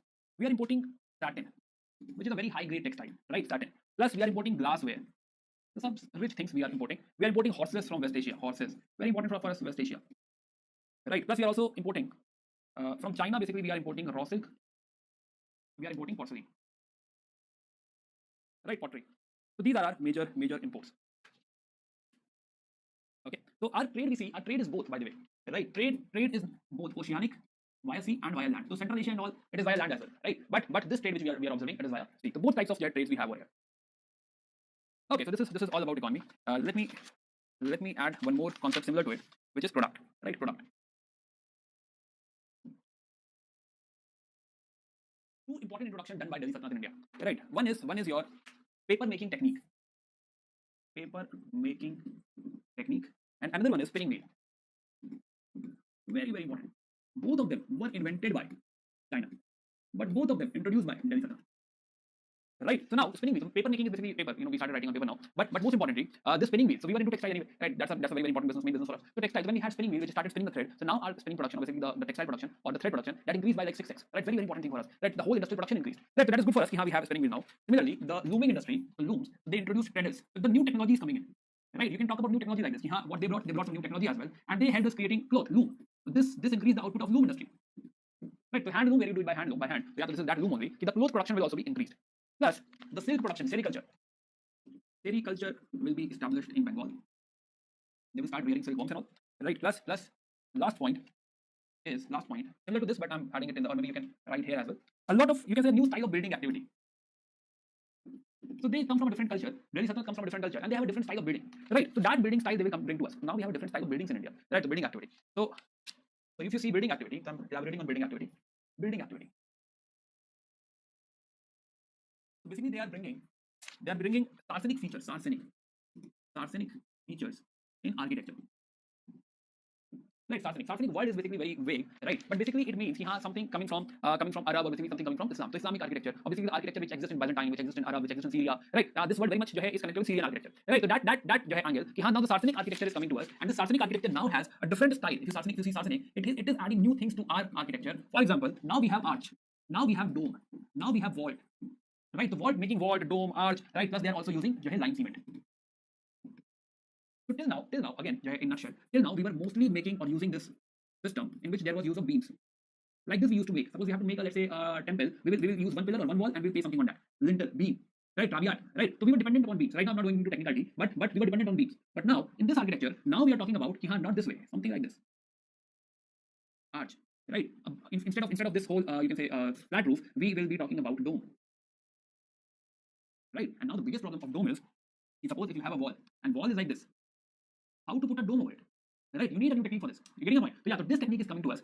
Arc, dome, vault, line cement and all. Plus they will also start using at a larger scale. They will use red stone or your gray stone, red, yellow sandstone.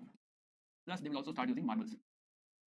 Right, so this is completely a new style. We have not seen this style. Basically, this style was not prevalent in India. Right, a new style is coming to us. And plus, if you see, so here the tomb of Balban tomb is technically the first arch. First true arch.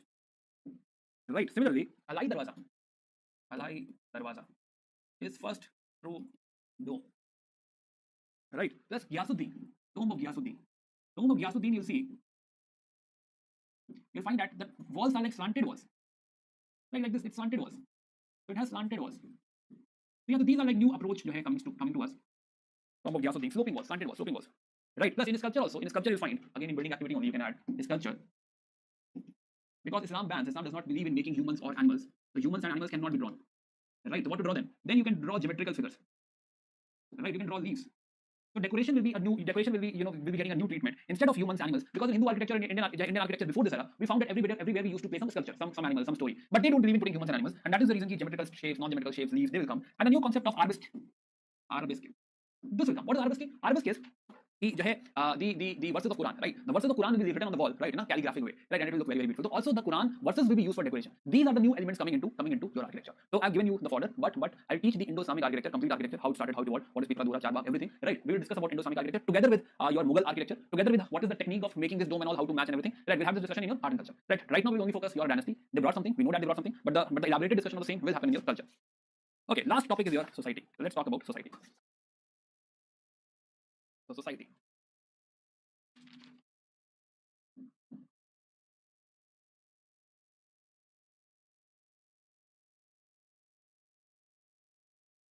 So society, one thing, first of all, there is a lot of migration of Muslims in India. A lot of various tribes will migrate to India. Islamic tribes who adhere to Islam. Right, so a lot of people will migrate from Islam. Now, Islam, if you see, Islam believes in two things. One is monotheism. And another thing which matters over here is equality, or you can say the status of the person is proportional to the potential or the talent in him, but not proportional to the birth in which family he has taken birth. Right, it hardly matters. The birth will not define, or birth will not decide the future of the person. It is only his talent, his hard work, his potential will decide the future of the person. Accordingly, the person will get the status. Right. Similarly, they were monotheistic. They were not into idolatry. They were not into believing multiple gods. They had no shape. The god has no shape, no form. It is only the power or monotheism, monotheistic ideas. Now, if you see in India, the prevalent form of worship was like Vaishnavism or Brahmanism, which was polytheistic. Right. Overall, you see. So right now I'm not writing because you already know all these. I'm just adding one element to it. Right. So we find that the prevalent form, Shaivism, Vaishnavism, etc., that is not monotheistic, that is polytheistic, and that is not, you can say, the status also. The prevalent idea of status is based upon caste, right? And there is higher caste, lower caste, etc., etc. Though Barani is talking about various hierarchy, right? Ashraf, Ajlaf, and all, we have discussed that, right? But in general, there is no, you can say, distinction. There is no caste system like we have in our Hinduism, right? Additionally, monotheism was India having monotheistic ideas before this? Yes, of course, right? We already have these monotheistic ideas. We already had monotheistic ideas in your Upanishads. We had Bhagavad Gita, right? And then various other philosophies, and which we had discussed. The monotheism idea was, it's not like we never had. We also had this monotheistic idea, and also this Veer Shaiv is also preaching monotheism. So you can write Upanishad, Bhagavad Gita, right? So in Indian side, we already had monotheistic ideas. Okay, one more thing over here you can add. He is in Islam, women had better status. Women had better status. How? First of all, before let's talk about the negative part. The women, if you see, women were secluded. They have to live in the zenana quarters, right? So they were confined to the zenana quarters, zenana female quarters. They cannot go openly. There will be parda system and all. Right? They will have separate worship areas and all. Right? So that seclusion is there. Right? So parda is there, seclusion is there. Parda also you can write. Parda is there, secluded is there. If they are traveling, they will be traveling in a close quarter. Right? So suppose if there is a palanquin, palki. So in that palki will be closed from all sides, and the queen or the woman will be inside it. So they will be traveling in the very close format. Like now you see burqa and all. So burqa is like they have to follow that parda. So that parda system is there. That is there. But why I'm saying better status? Why? Hereditary, if you see, they can inherit the property of their father. That is one part. Also, they can claim for divorce. Also, they were allowed to read and write. So that way, there is no discrimination. Allowed to read and write, they can inherit property. They can even give divorce. Divorce is not at all in the system of the Hindu culture. Right? And a woman cannot ask for divorce in Hindu culture. Plus, again, one negative thing. Again, polygamy was there. Polygamy. One man could have multiple wives. Okay. Now, in society, slavery, caste, gender inequality. First of all this existed, and Delhi Sultanate made no change to it. No changes. Whatever was there, it is there. Hardly any changes over here. Right? Only change what you can observe over here, or you can expect over here, that the privileges of Brahmanas will not be that much as it was before. Right? Because the king is not Brahman. King is not, you can say, supporting Hinduism. Right? So yes, so only that thing will change, but otherwise nothing gonna change over here. In slavery, you can say the number will increase. Growth will be there. Right? Reason? First of all, so many wars, prisoner of wars. Second, if you don't give tax, if you are a defaulter, you can become a slave. Right? Now these slaves will be used for domestic work. They can use as domestic servant. Plus, they were also used for craft. They were also used for making something, right, in a karkhana. So they were also part of economy. Similar to this, karkhana is similar to a public sector unit.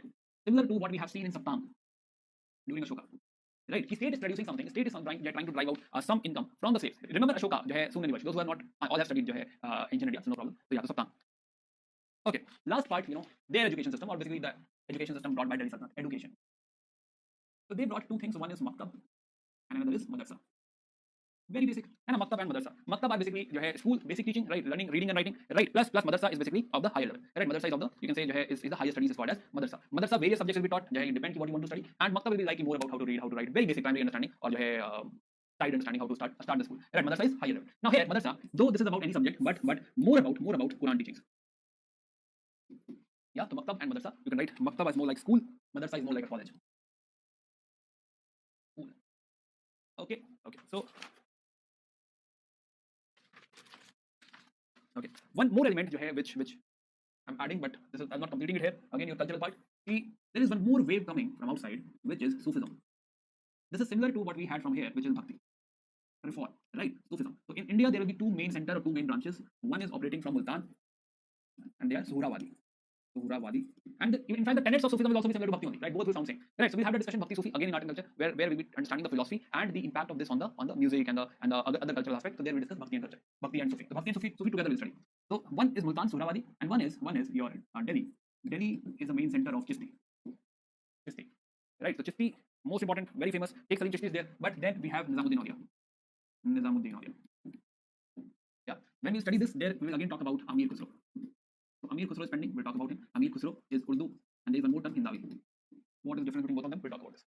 Okay, so we are done with our discussion. So Delhi Sultanate we have finished. Okay.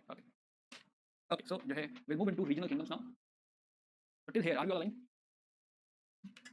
The two topics, basically art and culture, will be more about culture. Right here we have discussed the economy parts, society part. We have seen the main dynasty and the whole contribution, the whole timeline we have seen. Right, but the literature part and this thing. So the important books which are connected to history, we have seen that. But still a lot of discussion is left, right, which is connected to your culture. Yeah. Okay. There is no Mir Bakshi as such in Delhi Sultanate. Right? Mir Bakshi is in your Mughals. It is not there in Delhi Sultanate. So let's not discuss Mir Bakshi. Don't worry, it will come. Mir Saman, Mir Bakshi, right? All will come.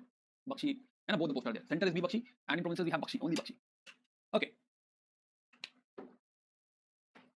Now we'll talk about. So we have seen all these things, right? And by the way, the 10-minute break we have few questions. So in this break we will have a discussion on our questions. Okay. So first and second question we have already seen, so we can skip. Come to third question, 1998. Can I please answer?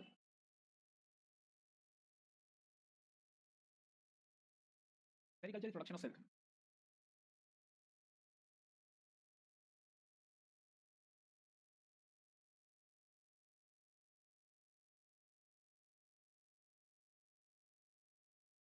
Possible to answer? Tough?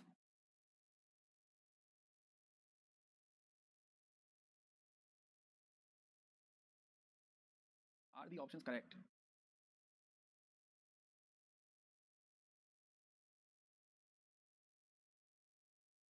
Yeah. It is not about when they were made. Right? The question is not at all about when they were made. It is about which dynasty came first. Right? It is about who came first and then after who came and all. It is not at all about which year, what time, etc. etc. Not at all about that. Yeah. So yeah. So yeah, Qutub Minar was the first one to be made. So yeah, the one should be third should be first. And Fatehpur Sikri is not yet made. So four should be in the end. Though Fatehpur Sikri we have not studied yet, so this will come. So it's okay. But still, yeah, we know it should be 312 at least. This much we know. 312 is only there in one of the options. That is B option. That is correct. Okay. Fourth, Fawazil in the Sultanate period means. So this question was asked. Fawazil they are already asked. Right. Again, now we have just now seen what is Fawazil is. Right. But understand, understand they ask such kind of question. Yeah. Fatehpur Sikri by Akbar. Okay. So question number 5, 1998. Sultan of Delhi, who is reputed to have built the biggest network of canals in India, was. Can we answer this? Biggest number of canals. Possible? हो पाएगा?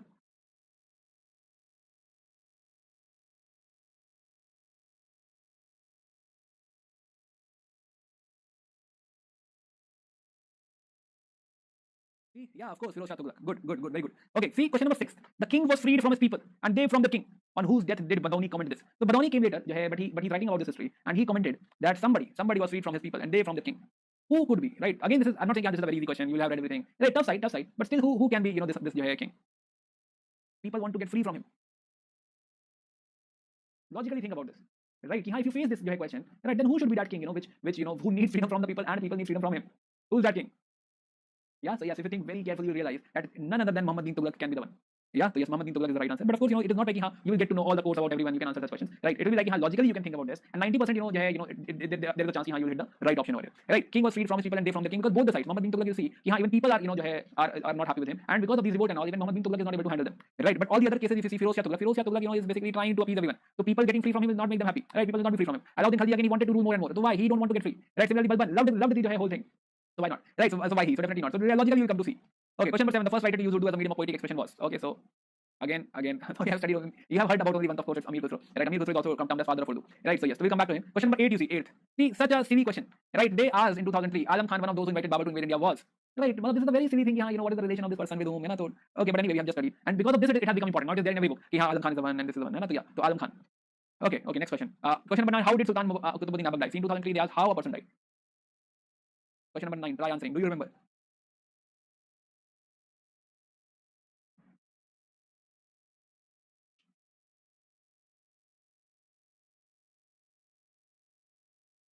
Everyone? Okay, good. So yeah, it is D. He died after a fall from his horse. Yes, we know this. Question number 10. Who was the last ruler of the Tughlaq dynasty of the Delhi Sultanate? See, first and last are mostly important. Right, class will be like 8 or 9 p.m. Let's see how much we can do today. No, just kidding. Yeah, so let's see. We start Vijayanagara Empire. Vijayanagara Empire will be like, only let me discuss the dynasty other part. The rest we start tomorrow.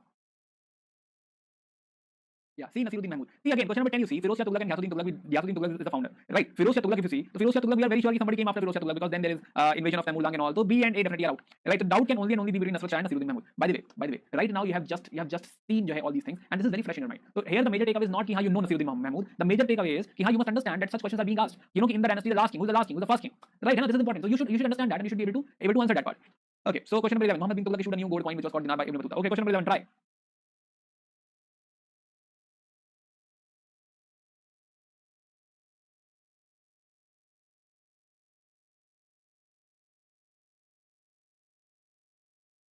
Question number 11. Let's see who can answer this.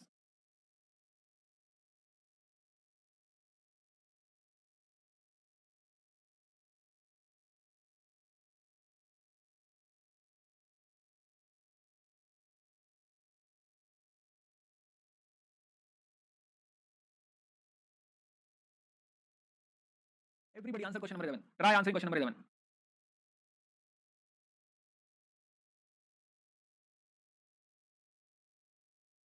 I want everyone to answer. Please. Focus on 11. Question number 11.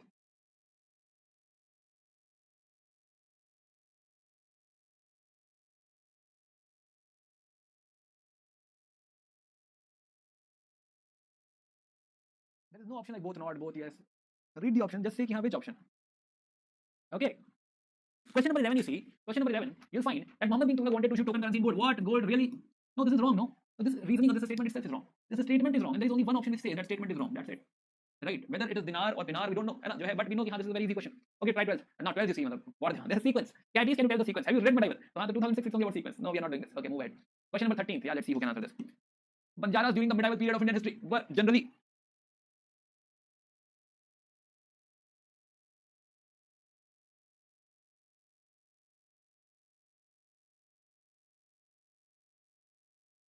Okay, good, good, very good.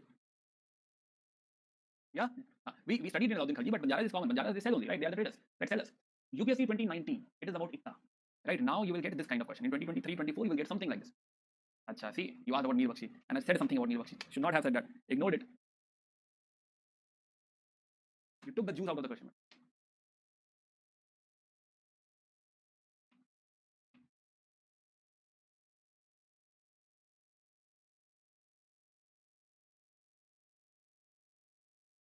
Okay, let's discuss. So Iqta Sistan Sultan Delhi was an ancient indigenous institution. So we know that there is no ancient indigenous institution. No. So the two is wrong. The two is wrong. The two is wrong. So either one or three. Three I already told you it is not correct. So one is automatically correct. Also, let's see what is the Amil. Amil is one who is taking care of revenue. Yes, we know. By the way, Mir Bakshi, Wazir, Mir Saman, right? Qazi, Sadur, right? All this we discuss in your Mughal administration. Mughal administration again I teach you in detail. We talk about everybody's power and everything.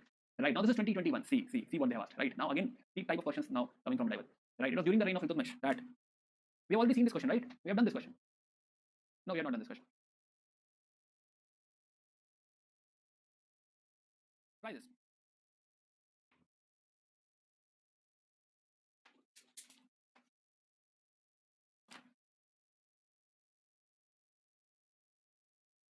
Okay, it was during the reign of Iltutmish that Genghis Khan reached the Indus in pursuit of the fugitive Khwarizm prism. Yes, this is correct. Yes, you know that Mangarwani, right? Khwarizm prism. Yes, it was during the reign of Muhammad bin Tughlaq that Taimur occupied Multan and crossed the Indus. MBT, Taimur are not contemporary. We know that, right? So yeah, this is wrong. It was during the reign of two is wrong. The two is wrong. Two is wrong. So either three. So this is already sorted. Though we have not studied this yet, but Dev Babu, right? And we'll talk about him. That's the next topic. So these are 15 questions, and this is 2022 prelims. Yeah, this we were discussing, right? Kulhadaran. Right, under tough category, yes, this is tough category, right? It refers to Sayyid. What it means they used to wear a cap which was pointed, called as Kulha. That is how they are called as Kulhadara. Important, not important. Let's move on. Okay, Mongol invasion we have already seen 2022 again. So 2022, right, and 2022. So yeah, so we thought whether Delhi Sultanate is important or not. Okay, so we were thinking about that. Okay, so 2022 Mongol invasion during the reign of Jalaluddin Khalji. This we have already seen. We see the city. See this question. The Prime Minister recently inaugurated. This is basically from current affair, but the question is about Somnath. Question is about your Baruni, right? So it is about Al Baruni. It is about Somnath, right? Yeah, important. Yes. The description of Somnath temple was given by Al Baruni. Now, since it was discussed in current affair, right? By the way, I taught like this only. You find my content. The Prime Minister recently inaugurated. The content also speaks like that only. Prime Minister recently inaugurated. Right. The question directly from the art and culture discussion. Right. So anyway, so Somnath is one of the Jyotirling shrines. A lot of you will have like this is the basic understanding. Now the catch over here is Pran Pratishtha of Somnath temple was done by President S. Radhakrishnan. This is wrong, right? This is Rajendra Prasad. And this statement, as far as I remember, this is Rajendra Prasad, and this statement is wrong. So if you say third is wrong, so then first two are correct. By the way, second is also correct. You know that. First is also correct. You know that. Second, how second is correct? Al-Biruni came to India more like a geographer. So he was talking about society and geography. Two things he had discussed. Right, and he's the one who will mention. He'll talk about the prosperity of Somnath, and that's how your second option is correct. But anyway, if you know this, if you were in current affair, then right, and if you know this part, then also this question was easy. Okay, but the point is, this is important. Yes, important. Okay, so let's talk about regional kingdoms. Let's go into Vijayanagar Empire. Are you all aligned to this part? So Delhi Sultanate is over, and now Vijayanagar Empire.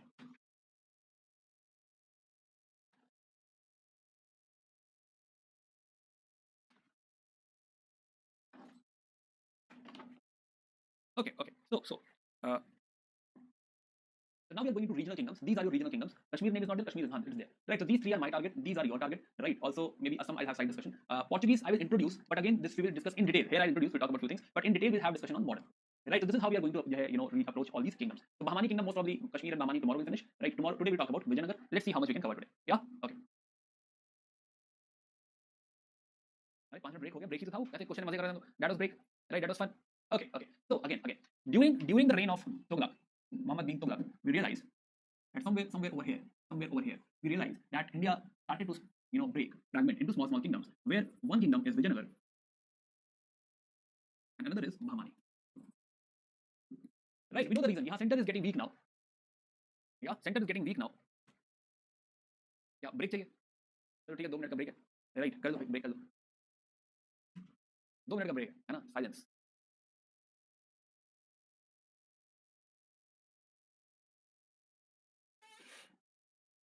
क्या मतलब, तो fun था ना, मतलब question में थोड़ी कुछ था. क्वेश्चन तो मतलब मजे में होता है, मतलब एंजॉय करते हैं. All lectures are uploaded on the app. Right, medieval वाले सेक्शन में आप जाओगे तो वहां पे मिलेगा. 5 बजे से पॉलिटी की क्लास कौन कह रहा है भैया? मेरे पास भी है एक्सेस भाई, ऐसे कुछ भी बता दोगे क्या मुझे? क्या बात कर रहे हो?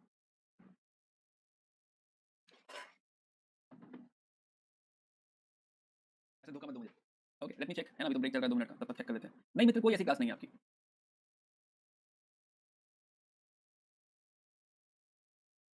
है ना, कोई भी ऐसी क्लास एग्जिस्ट नहीं करती। मैं कल थोड़ा आया हूँ यूपीएससी प्रिपरेशन में, है ना, कि यूपीएससी डोमेन में कल आया हूँ, कुछ भी बता दोगे मुझे? हाँ, बहुत शैतान हो गए बच्चे। ओके चलो, चलो भैया शुरू करते हैं ना, जो है। हाँ, अब तो जो है थोड़ा you should work on your capacity, you should work on your जो है you can say your grasping power, or basically the power for the extended seating and all, कि हाँ जो है now you can attend class or you can study for let's say 9 hours 10 hours continuously, something like that, है ना? Okay, so let's see. So Bahmani and Vijayanagara. So now we realize in this zone there is creation of lot of small kingdoms. For example, we find Bahmani is like this. Bahmani. For example, we are finding your this thing Vijayanagara Empire, right? Similarly, Bengal is getting separate. Jaunpur we have Sharki dynasty, right? Similarly, Rajput, Malwa and all will be separate, right? Delhi Sultanate now it's getting weaker day by day, right? Gondwana is separate, Odisha is separate. Again here also small kingdoms will be there. Right, so now we find a lot of regional kingdoms coming in. Right now, this will be much better. Right, you find Malwa. See, Malwa is separate. Right, your Afghan or basically your dynasty, your Delhi Sultanate is only this much, like this, something like this. Bengal is again separate. Bengal, Gondwana is separate.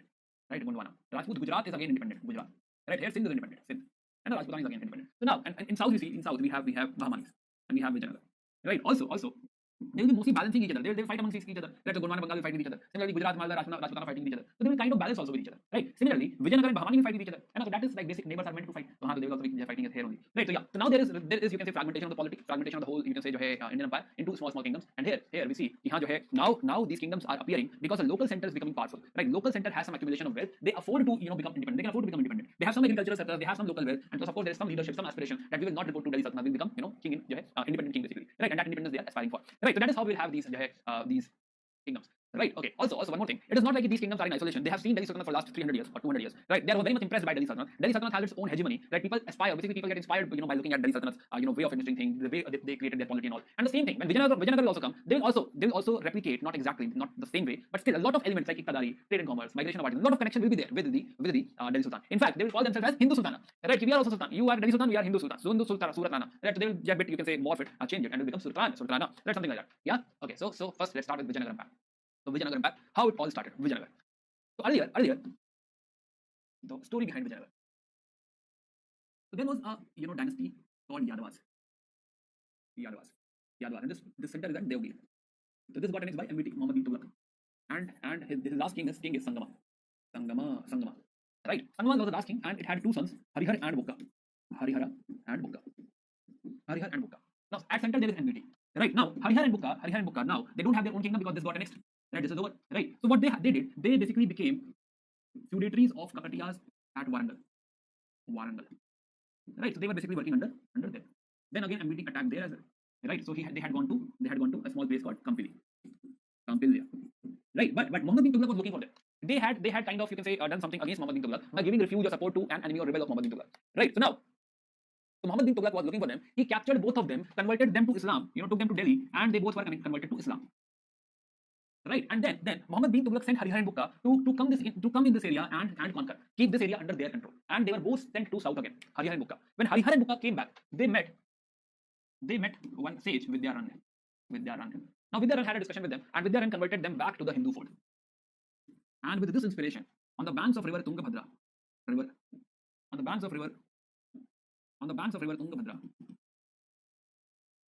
they established one city called as Vijayanagara. Right, it was initially called Vijayanagara, but then it was called Vijayanagara. So Vijayanagara both are same. Right, please confirm that everything is fine. Video and all is not stuck. All okay.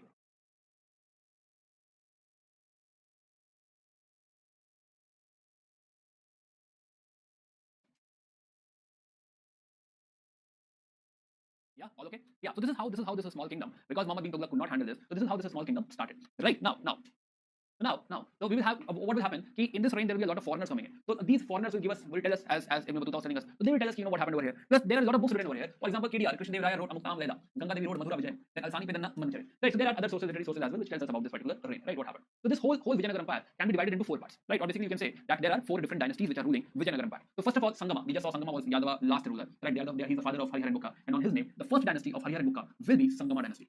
ruling for almost 150 years, 1336 to 1485.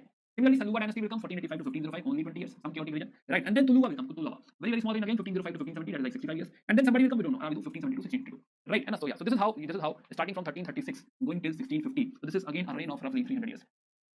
This also tells us that this will continue even after Delhi Sultanate, right? They will not be challenged. Yeah. Okay. Yeah. So there are four dynasties. So by the way, timelines are important in this chapter. Timelines are really important. 1336 to 1485. 1485. It is Sangama. 1485 to 1505. It is Saluva. And 1505 to 1565. It is Saluva. Or 1570 you can say Saluva. And last in the end we have Aravidu. Till somewhere like 1650 something. So four dynasties. Story of four dynasties. Yeah. The Sangama. So let's start with Sangama dynasty. Let's start how this all started. The Sangama dynasty. The Sangama dynasty of course has a lot of rulers. But what is important for us? Important is Harihara and Bukka because they are founder. Right? And then only two are important. Devababu 1, Devababu 2. So Devraya 1, Devraya 2. That's it. Right, that's it. We are not going to discuss the other kings because hardly any contribution. Yeah, and hardly any contribution. Let's focus now. Okay. So Devraya 1, Devraya 2. So Harihar Bukka. Let's see what happened during the reign of Harihar and Bukka.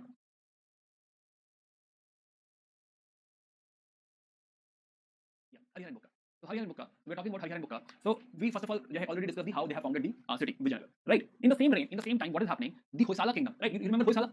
Hoysalas. So Hoysalas over here in Karnataka, they are declining, and Vijayanagar is rising. Very good time for them. And again, Hoysalas will be gone, and this is the time they can take over. Right? Okay. I think we can add this to timeline itself. Right? So initial zone is your Harihar and Bukka. Harihar Bukka. Now Harihar, first of all, supported by Hoysala decline. Right, the decline of Hoysalas, first thing which is helping them to rise. Second, very soon they will be fighting with Madurai. So there is one more kingdom in the south. So there is Hoysala is declining. So that is one part. Another kingdom which is Madurai Sultanate. So after Pandyas, Madurai Sultanate. After Pandyas, the Sultanate governor which was placed over here, no, by the Muhammad bin Tughlaq, because Muhammad bin Tughlaq had annexed it. The Pandyas, right, had annexed it and placed his own governor. So he had declared independence. So now Harihar and Bukka will also eliminate the Madurai Sultanate. Right, so this is also under their control only. So Madurai is eliminated under them, one part. Then other than that, they will have initial expansion under them. Initial expansion. Let's talk about this initial expansion as well. We don't have to write, not very important, but yes. So yeah, so you can remember like two brothers, like so they have to fight against the world. They both are the ones who are together. Right, so Harihar and Bukka. Okay, so Harihar and Bukka together. So you see, first of all we were discussing Hoysala kingdom decline, supported, yes. Then Madurai Sultanate fight will be there, but eventually it will be eliminated. Now, in the same time, in the meanwhile, Bahmani kingdom is also coming in. Right, so at one spot, if there is rise of Vijayanagar, and during the same time there is rise of Bahmani. Right, they both are contemporary, almost together, hardly different for 4-5 years. And here we have Vijayanagar. We'll talk about Bahmani, don't worry, but at least try to you can say align the story as far as possible. Right, so Vijayanagar, Bahmani, they both are like kids growing in the neighborhood. Right, they both are growing together, and since they both are growing together, so in their you can say childhood, they have to fight. Right, so there will be fight between Vijayanagar and Bahmani. Yeah, the Bahmani kingdom. So Harihara will also be losing some territory over here. So Bahmani is powerful because Bahmani is also Bahmani was the Bahmani was the governor of Muhammad bin Tughlaq. So that is how he also having a lot of experience, military generalship and all. And that is the reason he could defeat Harihara very easily. Right, so now Harihara, after this Harihara also died, 1355, Harihara died, Bukka will succeed. So now overall expansion is going on, but again, after a limit, it is not going anywhere. Now, Reddys of Kondavidu, by the way, the next ruler comes in, which is Harihara 2. So after Harihara and Bukka, Harihara 2 comes as a king. Right, now Harihara 2, when Harihara 2 is the ruler, so now he has to fight Bahmani. Plus, more importantly, there is a small kingdom called Reddys of Andhra, Reddys of Kondavidu. Right, so these small fights, the local fights have started. Right, the Reddys of Kondavidu. Right, the Reddys of Kondavidu is one. Another fight they had was with Velamas of Telangana. Right, so now Vijayanagar is technically they started fighting with them. And when they poked Velamas of Telangana, the Velamas of Telangana said, sir, can you help? Right, Bahmani said, why not? So technically, Reddys, Velamas, Bahmani, all are one side, all are basically fighting against your Vijayanagar Empire, and this fight between Bahmanis and Vijayanagar, this is the constant thing. This will continue to happen during for the next 100 something years. That this fight will continue. Right, Vijayanagar, Bahmani, some reason or the other, they will keep on fighting. Right. By the way, Harihara 2, one success of Harihara 2. Right, this is not leading anywhere. The fight will continue. But one success Harihara 2 had was he got 3 ports over here. Right, and I think we know all these 3 ports. One is Chaul, one is Dabhol, and one is Goa. Very very important. So three ports, जो है three ports are won by, or three ports are finally जो है got given जो है won by are Harihara 2. By the way, this fight not leading anywhere. जो है it is like it is there. They are fighting whenever there is some skirmish or something. It is not like it is decisive. They are able to eliminate anyone. No, it's like frontier fights, fighting each other. Whenever there is some conflict, it happens. So Harihara 2 again did not lead this anywhere. Now in 1406 comes your Dev Raya. The first Dev Raya, 1406 to 1422. He is someone who will contribute a lot. So now let's bring our Dev Babu. So first Dev Babu, first Dev Raya 1. We are talking about Sangama. And this reign is important. Just now we are talking about 1377 to 1404. Harihara 2. Harihara 2. Right, important. Chaul, Dabhol, Goa. Right, Chaul, Dabhol, Goa he got. Other than that, versus Bahmani is the constant thing. This will continue. Right, versus Bahmani. Now from 1404.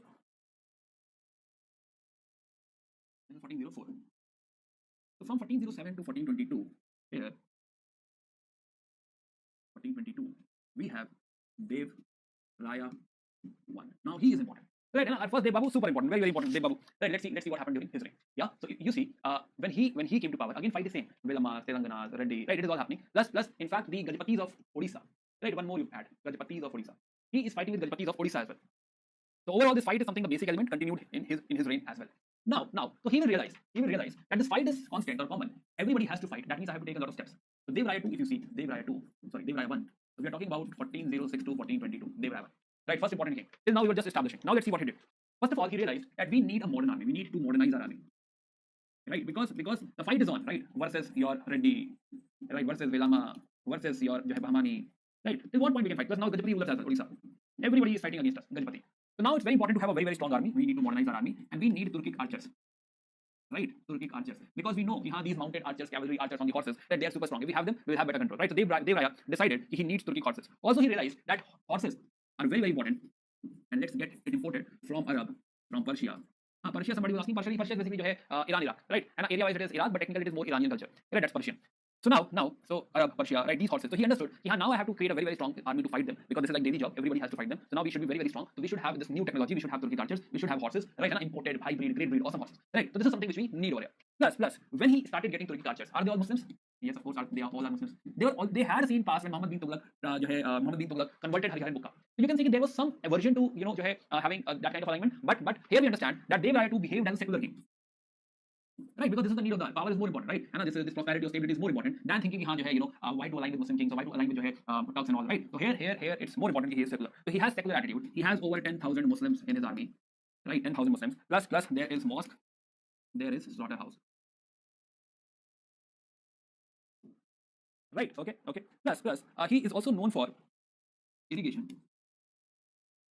Right, he has created. There was some water shortage in this area. Right, this area is known for water shortage. To handle water shortage, he created 2 dams. One is at Tungbhadra Dam, and another is Haridra Dam. Right, Tungbhadra Dam and Haridra Dam. Okay. Plus, yeah. So these are the main, you can say, contribution. But other than that, he has patronized people. So let's talk about that patronage as well. So Dev Raya 2 we are talking about. So this is how you can distinguish. Dev Raya 2 is basically Devdas 1, which is Dilip Kumar. Dev Raya 1 is Dilip Kumar. Dev Raya 2 is Shah Rukh Khan. Right, so yeah, Dev Raya 1, Dev Raya 2. So this is how you can segregate both the stories. Okay, so now we were discussing about his secular attitude. We are discussing about his need for Turkic archers. Right. We also one of the travelers who came into his reign is Niccolo Conti. Right, I'll tell you about Niccolo Conti. So Niccolo Conti tells us that yes, this is a great city, and there are like 90,000 people who are fit to bear arms. Right, so he has a strong army, very strong army. So 90,000 people can actually fight. Plus another traveler which will talk about his reign. Okay, he will come later. Please remove this from here. Right, this is Dev Raya 2 basically. Okay, so Niccolo Conti. Okay. So he has patronized Kannada literature. This is happening in basically Tungbhadra, this Vijayanagar. You see, this is Hampi. So Hampi is in Karnataka. So here you will again find that patronage, a lot of patronage is being given to Kannada literature. Right, so Kannada literature and architecture. He had made this Pearl Hall. Also because this is Karnataka, so again you will see patronage to Jainism. Right, so here in this Pearl Hall he had honored Madhura. Right, and a Jain poet. Plus he himself wrote Dharmanath Purana. That is life of the 15th Jain Tirthankar. Plus he wrote a eulogy of Gumuteshwar. Right, the eulogy of Gumuteshwar as well, right, and that shows his inclination towards Jainism. Plus Hazar Rama temple got constructed in his rule. And so yeah, so this is like first spot where Vijayanagar Empire got a good ruler, a big ruler, who has not only patronized the cultural part, but also ensured because we have to fight on a daily basis, we need a modern army, we need a very strong army, we need a new technology. We cannot fight like that, right? We need a new technology, we need Turkic cultures and all. And this has given a lot of strength to your Vijayanagar Empire.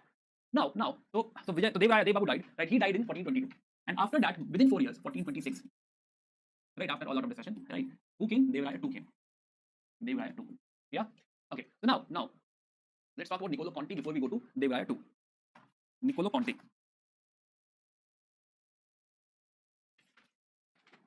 So Niccolo Conti is basically a जो है Italian merchant. Niccolo Conti, right? He is one Italian merchant who wants to understand what all resources are there, how to trade, where to trade, right? To create network, right? So he's an Italian merchant. He's more like an explorer plus a writer. Explorer, writer.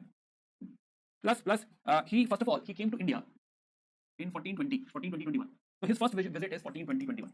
1420-21. This is during the reign of Dev Raya I. And he will come back in 1430, which is in the reign of Dev Raya II. So technically he has seen both the Dev Rayas. Right? He has seen the reign of both the Dev Rayas. Right. So now here we see that he has come to your Ambat area, right? Plus he has come to your Malabar area. Then he has also seen your again Malyapur. I better make this diagram only. Malyapur. Malyapur is technically Mylapore and Senthom. In his writing it is Mylapore. It is near Chennai. Plus he had also gone to Chittagong. Also traveled to Sumatra. And basically he is the one who gathered a lot of knowledge about gold which can be retrieved from here. Plus most importantly spice trade. So he is the one who is doing this research. Here Sumatra we can do a lot of spice trade and a very good place. A lot of spices available in Sumatra. Right? And somebody you send for research, go and find out. Right? Or something like that. So he's the one who will find out if Sumatra has a lot of potential. Indonesia has a lot of potential. Indonesia has a lot of potential with respect to spice trade. Now what he told us about our Vijayanagar. So let's talk about Vijayanagar. So he says Niccolo Conti talks about, he says Vizianagalia means Vijayanagar. He cannot pronounce Vijayanagar, so he calls this Vizianagalia. Right? He says that we have a festival celebrated over here thrice a year. Right? Plus here people, what they do, people take holy bath, wear new clothes. Right? Wear new clothes and all. Plus they put oil lamps. So basically he is describing the festival. Right? Oil lamps. Plus they will of course light it. Plus there will be singing, dancing. A lot of cultural thing will be happening. So most important thing he had discussed is about the festival celebration. Another contribution is Sumatra. Another contribution which he says that he finds Telugu as a very good language. I don't know why. How he understood, right? It's a good language, but how he understood that's the problem. Right, so Telugu. He says that Telugu is the Italian of the East. Right, Italian of the East. Yeah. So this is the one traveler who came to India. Few things he told us. So let's get back. So we're talking about other things which are associated with him. That he also tells us that Vijayanagar is somewhere close to some mountains. Right, between the mountains there is Vijayanagar, which also provide protection to this. Right, plus we have also seen the 90,000 men statement. There are 90,000 men who can bear arms. Also he says that the king of Vijayanagar is the most important, most powerful king in India, very strong king in India. Okay, then he was talking about festival of Mahanavami. So I'll show you, a picture where we find that in the center of the Vijayanagar Empire there is a huge platform, right? And the king used to stand on the platform, and all the elephants. So basically he took like salami. Everybody's going, he's watching, waving hands, good. Right, all the elephants, dances, and everything used to perform in front of him. So that is the the celebration of Mahanavami, very famous, very popular. Right, and it's like the most important days of the kingdom. So festival of Mahanavami is like characteristic, a trait of Vijayanagar. Can be a question in itself. Right. Okay. Getting back to Dev Raya 1 we have seen. Let's talk about Dev Raya 2. Again going back to the timeline.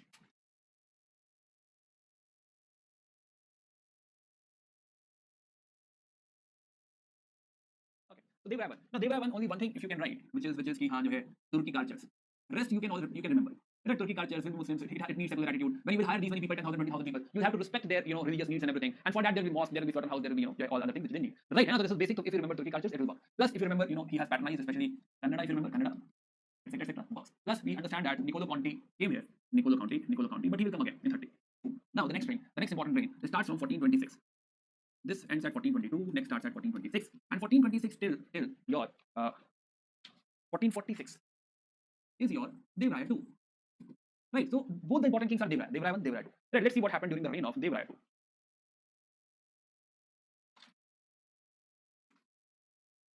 Okay, Dev Raya 2. So, okay, actually in between the other two kings did not do anything, so that is the reason we are not discussing. So now he is associated with the conquest of the Kondavidu, right? Plus he has subjugated Kerala as well. So now what his ancestor, obviously his great grandfather, had created. Now Dev Raya 2, the new person, obviously the new Dev Raya, he is the one who will you can say consume. That is, he will expand. So so he is first of all a warrior. Yes, he will expand. But most importantly, he is also a man of letters. He's also associated, or he also has a lot of cultural contribution. The most important things, other than expansion, right? Again, other than expansion, fight and all this will continue. It is not like something new going to happen. Fight will continue with Bahmanis and everyone. This will continue, right? And so we'll talk about the fight as well. But before that, let's talk about. Actually, one more thing. Let's add Dev Raya 1. Wait. We'll come to Dev Raya 2. Before we go to Dev Raya 2, let's add one more thing. Yeah. So Dev Raya 1. Back to Dev Raya 1. So Dev Raya 1. We'll find that what is this Bahmani? Basically, I want to add one point. Right? If something happened over here, this will be connected in your Bahmani discussion. So Bahmani, you see. So he was defeated by Dev Raya 1. Again, first Dev Raya. He was defeated by your Firoz Shah Bahman. Firoz Shah, right? Bahmani Sultan. He was defeated by Firoz Shah Bahman, right? And he had to pay huge indemnity. He had to go for a matrimonial alliance, matrimonial relation. Alauddin Bahman Shah. So Alauddin Bahman Shah defeated Dev Rai, which is a big event, right? Big event. Here Firoz Shah won, right? But then after this there is revenge, because Dev Rai won plus Warangal. He defeated Firoz Shah, and he got into Tungbhadra Dua. Again, the other things are not important. Just important thing is he had a fight with Firoz Shah. He initially was defeated in the first fight. He lost, but later on, he defeated Firoz Bahman Shah, and he got his territory back. Right, he got his Tungbhadra Dua back. Right. So just one point I wanted to add over here. Let's get back to our Dev Rai 2 discussion. Again, let's consolidate once. So we were talking about Harihar Bukka, who are the founders.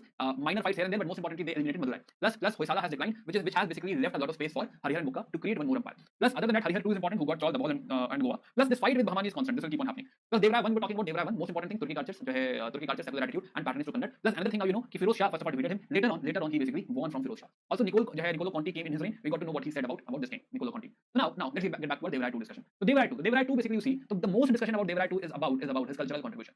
Right, so he himself has written this book, Soba Gina Sone.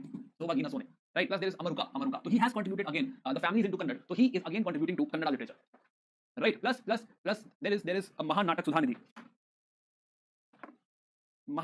This one is in Sanskrit. Right, this is Sanskrit, and this is commentary on the Brahma Sutra. So he himself is a man of letters. He himself is writing like 3 books over here. One is Sobha Gina Sone, one is Amaruka, and one is your Mahanatak Sudhanidhi, that is commentary on Brahma Sutra. He has written in Sanskrit, he has written in Kannada. Important, very, very important. Plus he has patronized Kannada poet, Sanskrit poet. Then he has patronized Srinath, right? He's a Telugu poet. Right. So overall, his contribution is more towards your culture than anything else. So Dev Rai 2. Right. Plus in his reign there is some secular literature as well. I'm not writing this because this is you can say so much fact, and same thing is written. Writing it again does not make sense. Yeah. So not only his books and the other literature books, but there is a book on mathematics as well, which is written by Parameshwara. So secular literature, right? He's a South Indian mathematician. Plus he is so much in love with elephants, right? And that is the reason he's called as Gajabetagara, right? Gajabetagara, because he loves elephants, right? I'll tell you the story about elephants. Yeah. So Niccolo Conti, he came back again and he said that King levied tribute. He's collecting tribute from Sri Lanka. He's collecting tribute from your Quilon, Kerala, and all, Pulicat, etc. Right. So yeah, so Abdul Razak came in his reign. Abdul Razak. So let's talk about Abdul Razak. Abdul Razak. So the story of Abdul Razak. So we are talking about Sangama dynasty. So Sangama dynasty. Only 4 people important. One is Harihar Bukka. Again Harihar. Dev Rai 1, Dev Rai 2. So Dev Rai 2 we have seen. Let's only collect what Abdul Razak has to say about this reign. Abdul Razak. So Abdul Razak.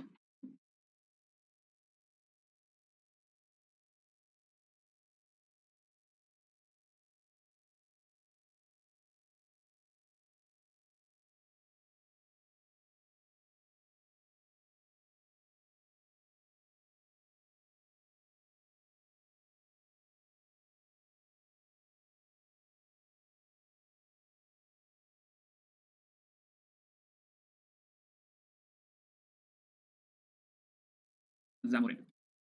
Zamorin is technically Portuguese word, right? How Portuguese say this. The real word is Samudri. So Cochin was basically, this area was being ruled by, right? You can say Calicut was being ruled by Zamorin. Right, now in the reign of Zamorin there were also a lot of Muslims, and there was mosque, right? And Zamorin had heard a lot about King of Persia, right? He had heard a lot about Mirza Shah Rukh of Persia. So he's Shah Rukh of Persia. Right. So now somehow what was concluded, that he wanted, that Zamorin has said that if SRK of Persia sends somebody to him, right, and sends a messenger to him, or basically a person to him, and why to him, right, he will convert to Islam. Are you getting a point? So that was the, you can say, maybe rumor, or maybe he has said that thinking it will not happen, or King of Persia, because King of Persia, right? King of Persia will not give him that much importance, so nobody will come. That was like, like you make sometimes, you make these resolutions. I study 12 hours daily, I wake up at 4 a.m. So something like that. So he also said like that only, I will get converted to Islam. He had sent this message as well to SRK of Persia. Do you know that your name is being read in our khutbah? Right, so that is something, some mismessaging, wrong messaging had gone. Now Shah Rukh thought, why not? Let me send a messenger. If he says that, if I send a messenger, he will convert to Islam. So why not? So here, this King of Persia, Shah Rukh, will ask Abdul Razak, can you go on my behalf? Can you become my messenger? He said, sir, why not? You are saying you are Shah Rukh. Right, I'll go. So Abdul Razak came to Calicut. Abdul Razak landed at Calicut. Now, so he says that Calicut, if you see, Calicut is a safe harbor. Very, very safe harbor. No piracy or something. I came here very comfortably. Very enjoyed my journey a lot. Right, very good. He also observes that, they are having trade with Abyssinia. If you say, he's talking about trading relation with Abyssinia. Trading relationship with Zarbad. Zarbad is Indonesia. Indonesia. Right, then Zanzibar. Zanzibar is East Africa. Right, he observed that a lot of trade is happening from Calicut. Calicut is so happening, awesome, right? And so he says, he sees all this, and plus, he also observes that here we have Muslims and Hindus both. A lot of Hindus and Muslims both are there, right? Plus he says that there is a warehouse. I'm not writing this, just hear me out. There is a warehouse in Calicut. Even if you are not going to, जो है, embark your goods over here, even if you are not, let's say, जो है, going to trade over here, people, ships come over here, take rest, right? Sometimes they offload the cargo, right? Offload the whole, you can say, luggage or cargo over here, and they pay for the storage, and then they come back. Or basically, they have to go forward, so they take this cargo back, and then they will go forward. It's more like Singapore today. Singapore is at the point where all the ships are coming, they're anchoring over there, getting, things like maybe food and all from the supplies from Singapore, right? And then they're moving forward. Maybe they don't have to do anything in Singapore, but this transaction is happening at Calicut. So yeah, so this is more, like a port which is providing facility to all the ships and all. Right? Yeah. So he's saying here custom duty is like 148. So he also talks about custom duty. Custom duty is 1 by 40th. Custom duty is like 1 by 40th.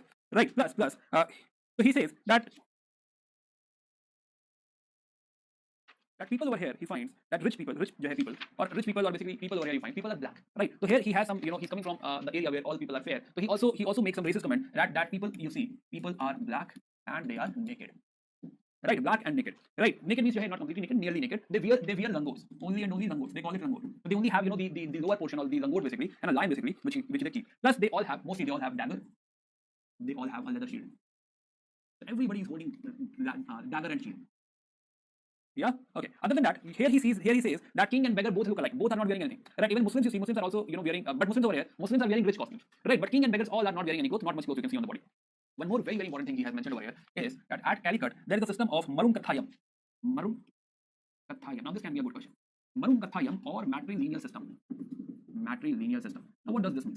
This means that suppose the king dies. Now after the death of the king, what will happen? The son of the sister, right? Son of the sister of the king will become new king. It will not go to the son of the king. The throne will go to the son of the sister of the king. So that means the side of the sister, the side of the woman is important. The side of the mother is important. It is more like matrilineal system. Right? Here you can say the preference is not given to the father side, but the preference is given to the mother side. So it's a matrilineal system which is basically Marum Kathayam system, matrilineal system. And a son of the sister will become king. New king, next king, son of the sister. Right? Plus here he also sees polyandry.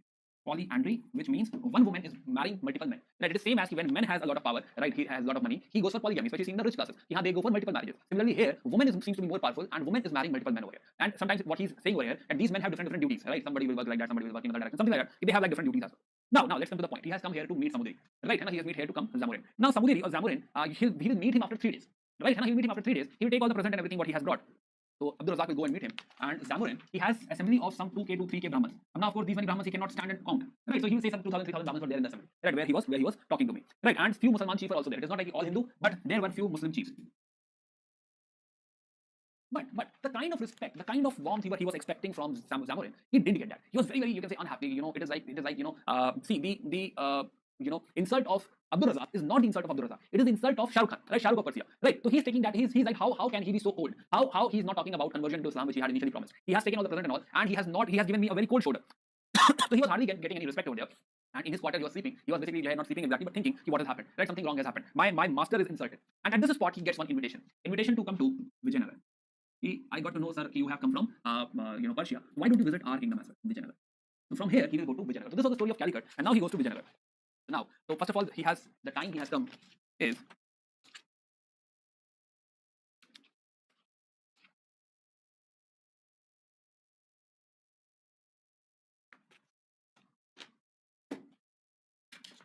okay.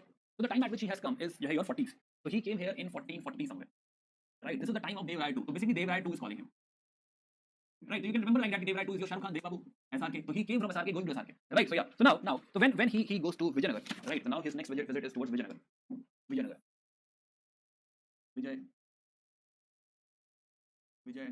visit. So first of all, he had gone from Calicut to Bangalore. He comes to Bangalore, and from here he will go by land to Hampi. Vijayanagar. Right. So he says that in the way he has found one magnificent temple, some bronze base, right, and then some gold statue, and the gold statue. Eyes were of ruby, as he was, or the statue was looking at you. That kind of very big, very majestic temple. Right, and now this is first thing he has observed. Right, and at Belur also he has seen one temple. The one more temple he's talking about. Maybe he has seen Channa Keshav temple. Channa Keshav temple at Belur. Okay. Then when he reached the city, he found that this is a very big city, right? And yeah, he finds that Hampi, if you see, is a very, very large city. It is more like it has 7 walls. Right, it's like 7 walls. Outer side between the walls there is agriculture. Inner walls there is market. Market needs to be more secure. Sorry, so there is market. Plus, he also talks about that his army, huge army. He has some 11 lakh soldiers. 11 lakhs. a huge army of 11 lakh soldiers plus 1,000 elephants, and he had nothing less than 300 forts. And that is how, because he's so strong, everybody, even your Calicut, everybody respects Vijayanagar. Sorry.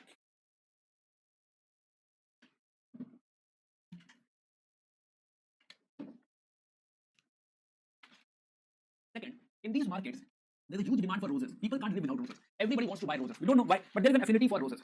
Plus, everybody was wearing jewelry. That means this city is very, very prosperous, right? People were selling gold and gold and jewelry and rubies like that only, like in open, right? And right? It's very, very open markets and all, and they are basically dealing with precious stones and everything. Plus, here we also see he talks about coins. He says that there are gold coins, and mixed with some alloy. So by creating these alloys, various coins like Varaha, right? Then Pratap, then Fanam. He calls it Fanam. Fanam is basically Fanam. Plus there are silver coins as well. Silver coins star. And copper coin Jittal. So he has told us about coins as well. Jittal. Sorry. Then then he also talks about that king loves elephants. He's crazy about elephants. Right, and remember he also had this title, Gajbet Gara. Right, so he's crazy about elephants. There are a lot of elephants under his stables, and there's a white elephant whom he loves, and he believes this is like a symbol of a very, very pious, a very good symbol. So every morning that white elephant has to be brought in front of this king. There's a proper stable of elephant close to the king's house. Plus, these elephants have to be fed khichdi on the daily basis. Plus, this khichdi has to have salt, sugar, butter, right? And if somebody misses this, combination, they will be punished. Even elephant gets very angry. If you don't put butter in this, they'll be like, why butter is not there? He'll be angry. Right, so that kind of love is being given to elephant over here. Now about meeting with Devraya. Coming to the point, he haven't even met Devraya. Devraya gave him a lot of respect. He said, you are coming from Shahrukh, I really liked it. Right, and it's a great pleasure to meet you and all. So that was the whole the intent of the meeting, or the whole experience of the meeting. Abdur Razak loved it. Yeah, this is how you should treat your guest. Also, he says that there's a huge palace in which sorry, there's a huge palace where king is there, and there's some 40-pillared mandap, 40-pillared hall where the king is sitting. Right, 40-pillared hall. Plus, he was wearing satin over him. Plus, a lot of pearls, ornaments, etc. He was wearing. Plus, the Devraya gave him a packet of beetles. Right, packet of beetles he gave. Plus, a lot of money also he gave as a gift. Until till the time he was there, Abdur Razak was there. Daily he used to get a lot of food. Daily he used to get some money. So Devraya also told him that we don't see each other eating, and that is the reason I cannot invite you for the feast. I cannot invite you for the dinner. So we cannot eat together. But I'm compensating it by giving gold coins on a daily basis. Right. So this was the treatment he got. Sorry, in your Devraya 2 kingdom. So this was Devraya 2. Then this was the visit of Abdur Razak in the kingdom of Devraya. Also, we have Russian Athanasius Nikitin coming in. Athanasius Nikitin is a horse merchant, right? He's technically a horse merchant, and he's coming here.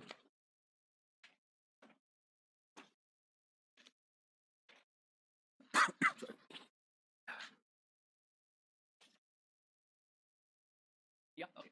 So he's a horse merchant, and what he observed, so he had also gone to Bahmanis. He had also gone to Bidar, right? So he had some observation about Bahmani as well. Bidar is the capital of Bahmani. So he has seen, it's a gated city and some proper officials for record keeping and all. Here also he's looking at, decorated elephants and all. Eid is being celebrated very well. So if you see, Vijayanagar is about Mahanam, so Bahmani is about Eid, right? They are celebrating Eid. Right. Plus, Sultan is spending a lot on pomp and show. So all these things he had observed in the Bahmani kingdom. Also, Mahmud Gawan. Now, right now we don't know Mahmud Gawan, but we'll get to know him. He called him Tuzar. Right. Plus, he had also gone to the Vijayanagar Empire. He calls Vijayanagar as Bichanagar. Right. He found only 3 forts. Right now we saw 7 forts. Maybe he don't count them. Basically, the walls are concentric, so tough to count. Plus, he's calling him as Hindu Sultan. Also, he was pushed to Islam by the Bahmani Sultan, and that is how he lost Christianity in India. So yeah, so this is Athanasius Nikitin, right? And moving ahead, Athanasius Nikitin. So in 1957, when we were having good relationship with Russia, so then we also asked what you did with Athanasius Nikitin. Is he a revolt figure? We only know this person. How is he? So that is basically part of our bilateral relationship. And then we made a movie on Athanasius Nikitin. That is Pardesi. We don't have a colored picture of this. We have the black and white part. Right, black and white copy we still have. Okay. So after Devraya 2, right, after Dev Babu II, Shahrukh Khan, right, now the kingdom is continuously under attack. Now the kingdom is, you can say, not having a strong ruler, and this kingdom started declining. And one of the king, that is Saluva Narasimha, one of the minister, Saluva Narasimha, he will abrogate the power. He will take the power. Right, so this is how a new dynasty will come in 1485-86, which is Saluva dynasty. Right, so let's get the timeline back and let me know if we all are together at this point with this till this point.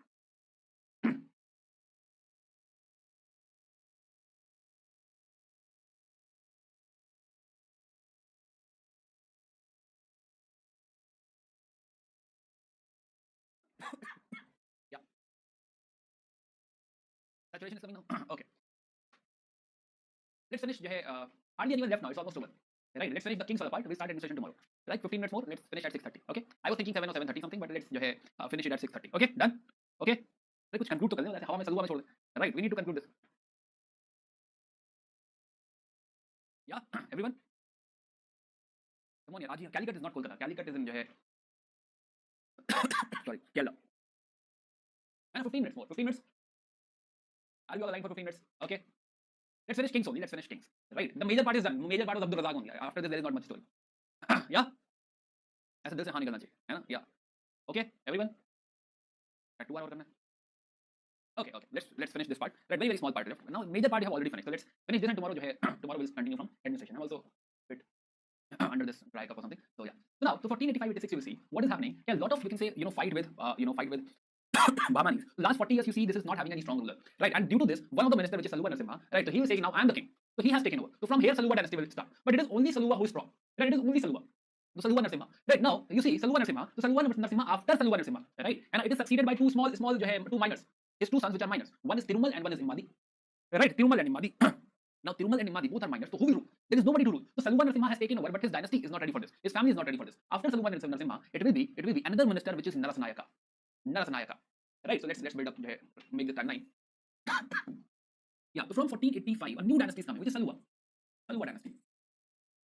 Right? And this is being established by a founder, Saluwa Narasimha. So 1485 to 91, it is fine. It is Saluwa Narasimha. Narasimha is hero. Narasimha, have you seen this movie Narasimha? You should not. Right? So Saluwa Narasimha. So 1485 to 91, it is Saluwa Narasimha. But then after 91 to 1505, right? Both are minors. Sorry. Both are minors. Right? You have Tirumal and Imadi. Right? Both are minors. So Tirumal and Imadi, both are minors. So now we need regency. We need a regent over here. And the regent is Narasanayaka. And he will be loyal. He will not do anything wrong. He will continue rule. He will continue this rule. He will behave as a regent only. Right? Till 1503. Till 1503, these are minors being ruled by, actual rulers by Narasanayaka, who is actually a minister. Right? After this, in 1503, Narasanayaka died. Now who will take up this regency? Of course, son of Narasanayaka. The son of Narasanayaka is your Veer Narasimha.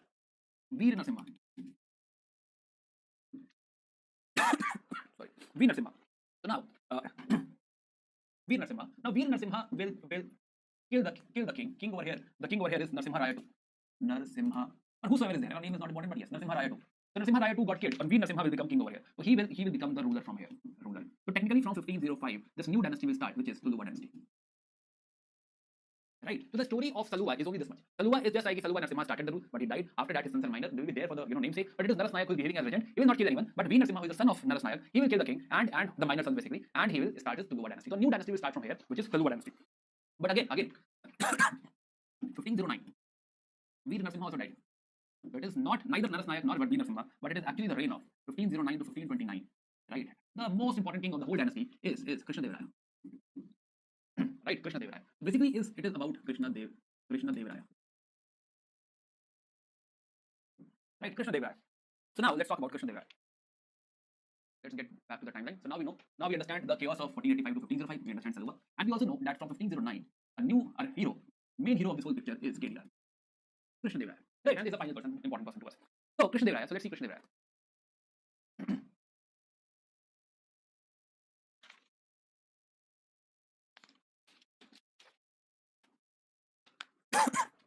Meanwhile, before we go to Krishna Devaraya, let's talk about Ludovico di Varthema.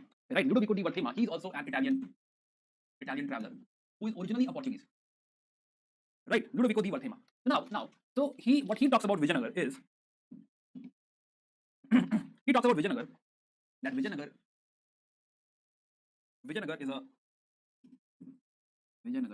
Vijayanagar is your large, strong, walled city. Right, large, strong, walled city. He says that there are 40,000 horsemen, and he also tells us that there are 400 elephants. Yeah, plus king wear a lot of ornaments. Sorry, right? Okay, I think Vijayanagar this much is good enough. Right, not a very famous traveler, but yes. Okay, so coming back to KDR, we are going to talk about Krishna Devaraya. Now, Krishna Devaraya. So let's try to understand what kind of reign is this. By the way, one more thing on the timeline. Again, in this timeline, we also should add. Meanwhile, there is advent of Portuguese, 1498. So Portuguese have also arrived. Yeah, Portuguese have also arrived. Oh, this is also important, right? Portuguese have arrived. Right, now, also by 1485, one more thing is happening, that the Bahmani Sultanate is now split into 5 parts, and now called as Deccan Sultanate. And these are sultanates because now they are 5. Right, so these two new developments are also happening. Now let's try to understand this. Right, so now what I'm saying, when we see KDR, when we talk about Krishna Devaraya, we also understand a lot of things happening in this era. Right, if he is taking over from 1509 to 1529, we also must understand that these kingdoms have they are broken into Deccan Sultanate. I'll show you what it is there. But right now that part is not important. See how they have broken. Right. Plus in 1498, again at Calicut, because Calicut is important port. Again at Calicut, Portuguese have arrived. And by 1510, Portuguese has taken over Goa. So Goa is with Portuguese.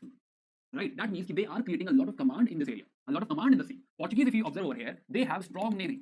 Very, very strong navy. Nobody can challenge them. Right. Plus Goa is under them. If Goa is under them, that means all the horse trade is actually happening via Goa. Right. So they are also important. Plus again, if North India, you see, by 1526 we were also talking about Babur coming in. So by 1529, Babur is also expanding in North, but we don't care about this right now because it is Vijayanagar. And in North India, we don't care right now, and whatever is happening in North is happening. But you must know, this is the era of the Mughals as well. You have 1509 to 1529, right? Deccan has already split. The Portuguese are basically trying to create their own hold. Plus Babur is also coming in. So it's a very, very happening zone, 1509 to 1529. Right? Okay. Now let's talk about. Now you know the whole zone, right? You know what is happening over here. What all things are happening over here. So now let's talk about the contribution of KDR. So now he has taken over Krishna Dev Raya. So now again he himself is a great writer first of all. Right, let's talk about his cultural contribution. So he himself has written Muktam Zaida and Dimbavati Kalyanam. Right, plus he's associated with the construction of Vijay Mahal, Hazar Rama Temple, Vitthal Swami Temple. Plus he also has some travelers coming in, Duarte Barbosa and Domenico Place. Right, again factual, we'll come back to this. So Bahmani kingdom, we were saying this got split into 5. So Bahmani kingdom was like this. But now if you see, now we have a Bijapur over here. Bijapur. We have Ahmednagar. So this is your Ahmednagar. This is your Bijapur. From Bijapur, they have taken over Goa. Right, Goa they have taken over. Right, plus this is your Bidar. Here we have Berar, and here we have Golconda. Right, Golconda. So Bijapur, Ahmednagar, Berar, Bidar, Golconda. Now you understand that now the fight will be more about main fighter over here will be Bijapur. Right, Bijapur is the most important fighter. Bidar hardly anything is there with Bidar. Right, so Bidar may or may not get involved in the war, but other contender is Golconda. Right, the neighbors, the immediate neighbors. Ahmednagar is behind Bijapur, Berar is behind Bidar and Golconda. So the real enemy of Vijayanagar, KDR, if KDR is over here, the real enemy, if you see, the real enemy is Bijapur. And Bijapur is ambitious as well. Right, so Bijapur is the main fighter over here. And at Bijapur, it is being ruled by Ismail Adil Shah. So he will have to face Ismail Adil Shah. Right, so so KDR has to, now we realize that Portuguese are also here, Portuguese. So first thing, Bijapur, KDR will ensure a very good relationship with Portuguese. Very, very good relationship with Portuguese, because he understands that if he needs horses at Goa at this port, then I need a Portuguese. Plus, of course, they have modern warfare and all. They already have great ships and all, so they will be super helpful. So why not? Right? So Portuguese and KDR will cooperate a lot with Portuguese. In fact, he will give them permission to create a fort at Bhatkal. Bhatkal is a bit south somewhere here. It's Bhatkal. Right? You can also create a fort at Bhatkal. It's okay. Right, and that is how along with the help of Portuguese, Ismail Adil Shah will be defeated. Right, so he will have military victory over Bijapur because he has a good support from Portuguese. So there will be a battle of Diwani, right, and finally Bijapur will be defeated. And this region is your Raichur region. So this is Raichur. He will get this. Plus he will also attack till Bidar. So KDR, because of his diplomacy, because of his strength, he was able to defeat the Bijapur which was already split. Right, he was able to defeat Bijapur. He was able to get the Raichur. Plus he will go north and he will also defeat the Gajapatis. Right, he will defeat the Gajapatis. He will get the whole of the Telangana area. So he has created his whole. You can say he has expanded into the west wing. Right, defeating even Gupta, even Odisha as well. So this side he was able to capture. He was able to expand, and Ismail Adil Shah will suffer. Ismail Adil Shah. Yeah. Okay. So let's get back. So now, so we're talking about he had a good friendly relationship with Portuguese. The governor of the Portuguese at this point of time is Albuquerque. Yeah. So he will share good relationship with him. Now, next his contribution. Again, let us conclude this part again. So we were talking about, because this is a bit messed up. Listen to me again. See, what we are trying to establish over here, that if KDR has to defeat Ismail Adil Shah, he needs some super support. He needs a lot of help. How he will get help? He will get help from the Portuguese. Portuguese have modern warfare. Portuguese have ships which has cannon. Portuguese can attack. Plus Portuguese have Goa where he will get horses. Right, so why not? So he will have a very good relationship with Portuguese, and this is how you can say he's building up. Portuguese will get Goa in 1510. He is coming in 1509. Right. So now with the help he will attack first of all this part, Raichur. He will get Raichur. Plus he is also going up to Bidar. Plus he is also defeating Odisha over here. So that means he's having his hegemony. Now Odisha, he has not gone to Odisha, but the Gajapati rulers over here will be defeated. So overall his hegemony is in this part. Right, and his hegemony is in this part. And Ismail Adil Shah got defeated, or Bijapur got defeated at Diwani. So that's how he has upper hand over Bijapur as well. That is the reason he's able to get into this area. Again, nitty-gritty is not important, ball-to-ball commentary is not important, but you should understand the aspect. Because of this collision, because of this basically coalition, because of this dosti friendship, they were able to, or KDR was able to have upper hand in this region. Till this point, Vijayanagar was not able to intrude here, but now they will be able to. Second contribution of Krishna Dev Raya is in the culture side, right? So one thing which is associated with him in culture is Telugu. A very strong patronage to Telugu is being provided. First of all, he is himself a good writer, but other than that, he had Ashtadikgajas. Right, Ashtadikgajas. Now, Ashtadikgajas, if you see, so Ashtadiggaj, 8 great writers, right? 8 great people, Ashtadiggaj. So Ashtadiggaj are there in his reign. Right, one of the biggest Ashtadiggaj he has is Alsani Pedanna. Alsani Pedanna, right? Alsani Pedanna. Alsani Pedanna is also called as Andhra Kavita Pitama, right? Andhra Kavita, Telugu poetry, Pitama is grandfather, right? Great great grandfather. So Andhra Kavita Pitama is the somebody who is basically great great grandfather of the Telugu poetry. So that is Alsani Pedanna. He has written Manu Charitam, Hari Katha Saram, right? Important books. Plus he also has Bengali Suranna. He has written Pandu Rangam Haitam Satyam, right? Other than that, Tenali Ramakrishna is famous. A lot of comics he used to be there, right? Maybe you were, when you were a kid, you used to read this. Cartoon is also there's a cartoon series on this, right? An animated series, Tenali Ramakrishna. So he has written Garud Puran, Prabhavati Pradyumnamu, Raghav Pandaviyam, Kalapuram Demu, right? Again, facts of everything is not able to written right now, but yes. Yeah, so a lot of contribution comes from him. Plus he himself has written something in Telugu, Amuktam Leda, Sanskrit word Jambavati Kalyanam, Usha Paryanam. So he himself is a writer. Plus you will find his name associated with a lot of temples. Reason he has repaired a lot of temples. So that's how Vitthal Swami temple he has built, Hazar Rama Swami temple he has built. But you'll find his name in most of the temples, even in the previous temples. Reason because he has repaired that. Plus he established one city called Nagalapuram. Right, this is for his mother Nagala Devi. Right, plus Rajagopuram. What is Rajagopuram? So let's talk about Rajagopuram. So Rajagopuram. So Gopurams are gates, right? Suppose you have a temple over here, right? So Gopurams are gates like this. We had discussed that, right? So one is Gopuram, but if you take it to next level, that is Raya Gopuram. So very very big gates, or basically the big towers over the gate, towering gates, right? That is something you will see in his reign. So Raya Gopuram or Raja Gopuram. Right, and finally he will die in 1529. So this is Krishna Dev Raya. Right, last, let's conclude Krishna Dev Raya. So first of all, KDR, he is the main important or the most important person from Telugu dynasty, established by his brother, but his brother could hardly rule, and now he took over as a ruler. Right, plus we realize that he has a friendship with Portuguese. Albuquerque is the governor over here for first, I think, 5 years. Albuquerque. They already had Goa, right? So he allowed them to make a port at Bhatkal as well. Plus together they were able to have upper hand in the Bahmani area, or basically Deccan Sultanate area. Right. Next we realized he has a lot of contribution in the culture part. He had his own Ashtadiggaj. Right, Ashtadiggaj. So Ashtadiggaj we had Alsani Pedanna, we have Bengali Suranna, we have Tenali Ramakrishna. Right. Plus he has also contributed to construction of temples, founded a new city, Nagala Devi. Plus Raya Gopuram is basically established, obviously associated with his name. After Krishna Dev Raya, now there is chaos. So by the way, Duarte Barbosa and Domenico Pace both came in his reign. Right, both are Portuguese travelers. So this also shows now there is a huge affinity or the friendship with Portuguese. And now you have two Portuguese travelers in his reign who will talk about again similar thing. Like Duarte Barbosa is talking about a big and highly popular city. Right, Sati, he's also talking about Sati. Right, export from Bhatkal. See, so the Bhatkal has become functional now, and there is export from Bhatkal. Import via Goa because of Karta system. Now what is Karta system? So just remember there is import via Goa. What is Karta system? I'll tell you when I teach Portuguese. That's how we get to know Karta system. Because of this Karta system, who is telling us? Duarte Barbosa. Plus the other person, Domenico Pace. Similarly, Domenico Pace is also telling us similar things. The animal sacrifice was practiced in Vijayanagar because there were Muslims as well, so there will be animal sacrifice. Right. Then height of the king is medium, complexion is fair, right? Foreigners are honored. Basic things. There were temples in every state. And the very very basic things he has told us, right, which is your Domenico Pace. Okay, so now after this, the next king is your Achyuta Dev Raya.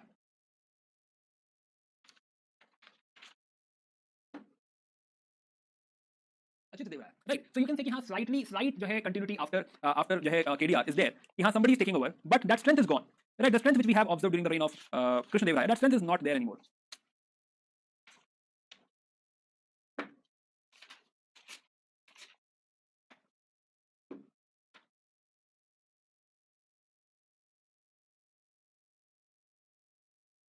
Yeah. So for next 13 years, from 1529 to 1542, let me get back the timeline.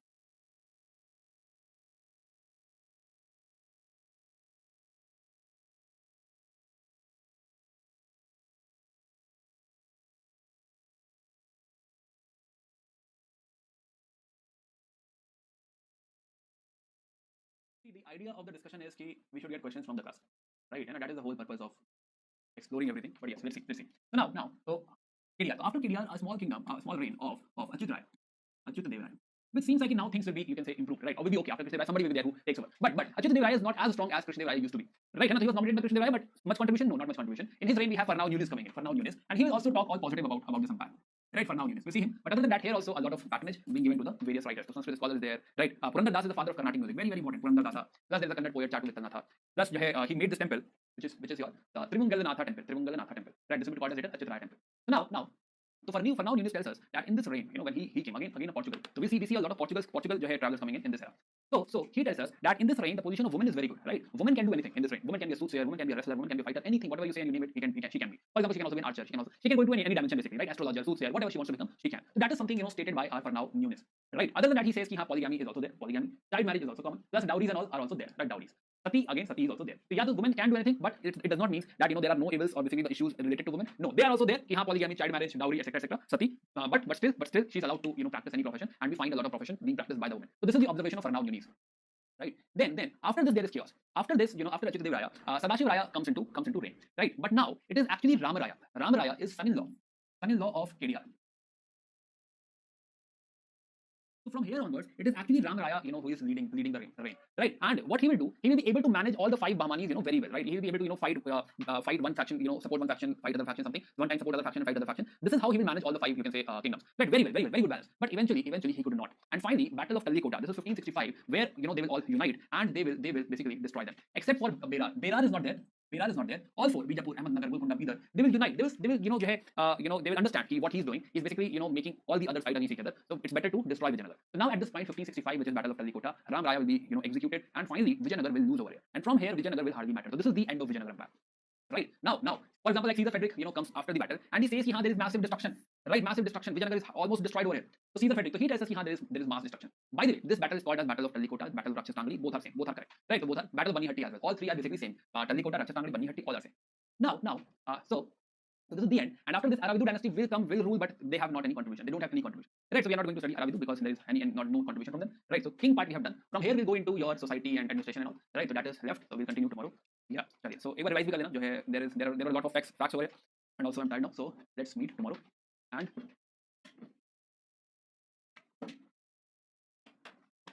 give it a reading. Right, administration part is again important, and administration, a lot of new systems we'll see, Iyengar system and all, right? That is something we'll see. Okay, so okay, yeah, I tried कि 15 minutes में हो जाए, but वो हुआ नहीं, है ना? Okay guys, see, this will help you in the long run. जितनी चीजें इधर पढ़ लोगे ना, this will help you in the long run, right? Finish as many things, as much subjects possible, right? है ना? Okay, thank you Aditya, thank you everyone. So let's meet again tomorrow. We will continue our discussion from here. But please do study yourself as well, right? Do study all the sides, daily notes, etc. And tomorrow we'll continue from here. We'll complete our Vijayanagar discussion, we'll complete our Bahmani discussion, and we'll complete our Kashmir wala part, right? है ना? Okay, thank you guys, thanks a lot. And marathon frequently, कल कर दे marathon. I'll continue with it. This week I'll keep it at 6 o'clock instead of 7. Let's keep it at 6 now. Right now I'm free for your batch basically, so I can give you a lot of time. I'm actually giving more time to research now, right? So yeah. Okay, chalo. Okay, Anshika. Okay, thank you guys. Thanks a lot. I think I broke the record today. Yes, so I think this is almost 5 hours. So I think maximum was 4 hours till now. So Satyam, I teach Sufi and Bhakti. Don't worry. My problem is not like I skip something. My problem is I teach a lot, right? And my content is exhaustive. So do not at all worry. I'll come to Bhakti and Sufi as well. These are like one of the awesome topics. But the problem is, I don't want to duplicate my efforts. I don't want to, teach you, that thing over here and again duplicate that in art and culture, because it is not only about duplication of the effort, but it is also about the, the wastage of your time. Right? You'll be studying same thing again and again, and one topic takes like 3 hours, 4 hours, 5 hours, right? And so that is the reason कि it is important that we study it only once. So that is the reason Indo-Islamic architecture I have to anyway teach in the culture. Bhakti and Sufi anyway we have to discuss it in the culture, right? So let's keep it there. Keep it there only. Why to replicate same batch, right? So it's not like here you are studying very well for art and culture, you go to somewhere else. Right? If that is the case, then that's another issue. But the point is when you are studying from same point, then those 3 hours should be used there only. Right? Medieval should be more about the dynasties, economy, society, trade, all these things. Yeah, culture together, philosophy together. Buddhism, Jainism also I could have taken in culture course. But the point is I need Buddhism and Jainism over here with the dynasties as well. Yeah, somebody is getting assimilated. So their Buddhism and Jainism is required. So I can't skip. And so that is the reason I had to teach Buddhism and Jainism. But Bhakti, Sufi, Veer, Shav, this can be skipped and this can be taught in art and culture. So that is how we can give more time to this stuff. We can give more time to Abdul Razak. Right? Nobody is discussing Abdul Razak. Nobody is talking about travelers. None of the teachers talking about. Go and check it out. Right? Nobody talks about all this. But because UPSC has asked for now Muniz, right? For now Muniz UPSC has already asked what was his view. Right? We just saw Al-Baruni whether he has written about Somnath temple or not last year. So I know UPSC will ask about travelers. So why not study travelers? No, and maybe we'll be getting some question. We'll be lucky, right? So, and there's nothing like luck, right? It's this hard work which will make us feel lucky on the day of the examination. I've read it somewhere. Sir has taught that. Luckily, I've seen that. So we'll feel lucky that day. But it's hard work. Today's hard work, which will make you lucky on that day. Okay. Instead of marathons, we'll keep our daily classes bit lengthy, like 2.5 hours, 3 hours, 3.5 hours. That's good enough, right? Luckily you have this week with me where I don't have anything else to do. I have only your batch, right? Till now I had 2 classes, so now we'll be like more deeper. Okay, so soothsayer is basically astrologer who predicts what will happen in future. That is soothsayer. Yeah. Okay. And Bhakti, Sufi, this Chisti, Soravadi, everything I discuss. Do not wait. Teach too long. So it's good, no, because I think very few teachers can commit that what I teach will come in the examination. Because I teach exhaustively. Chalo, okay guys. So let's meet tomorrow and let's finish our discussion on Vijayanagar and regional kingdoms. Okay guys, bye bye. Take care and meet you again. Bye bye. Take care.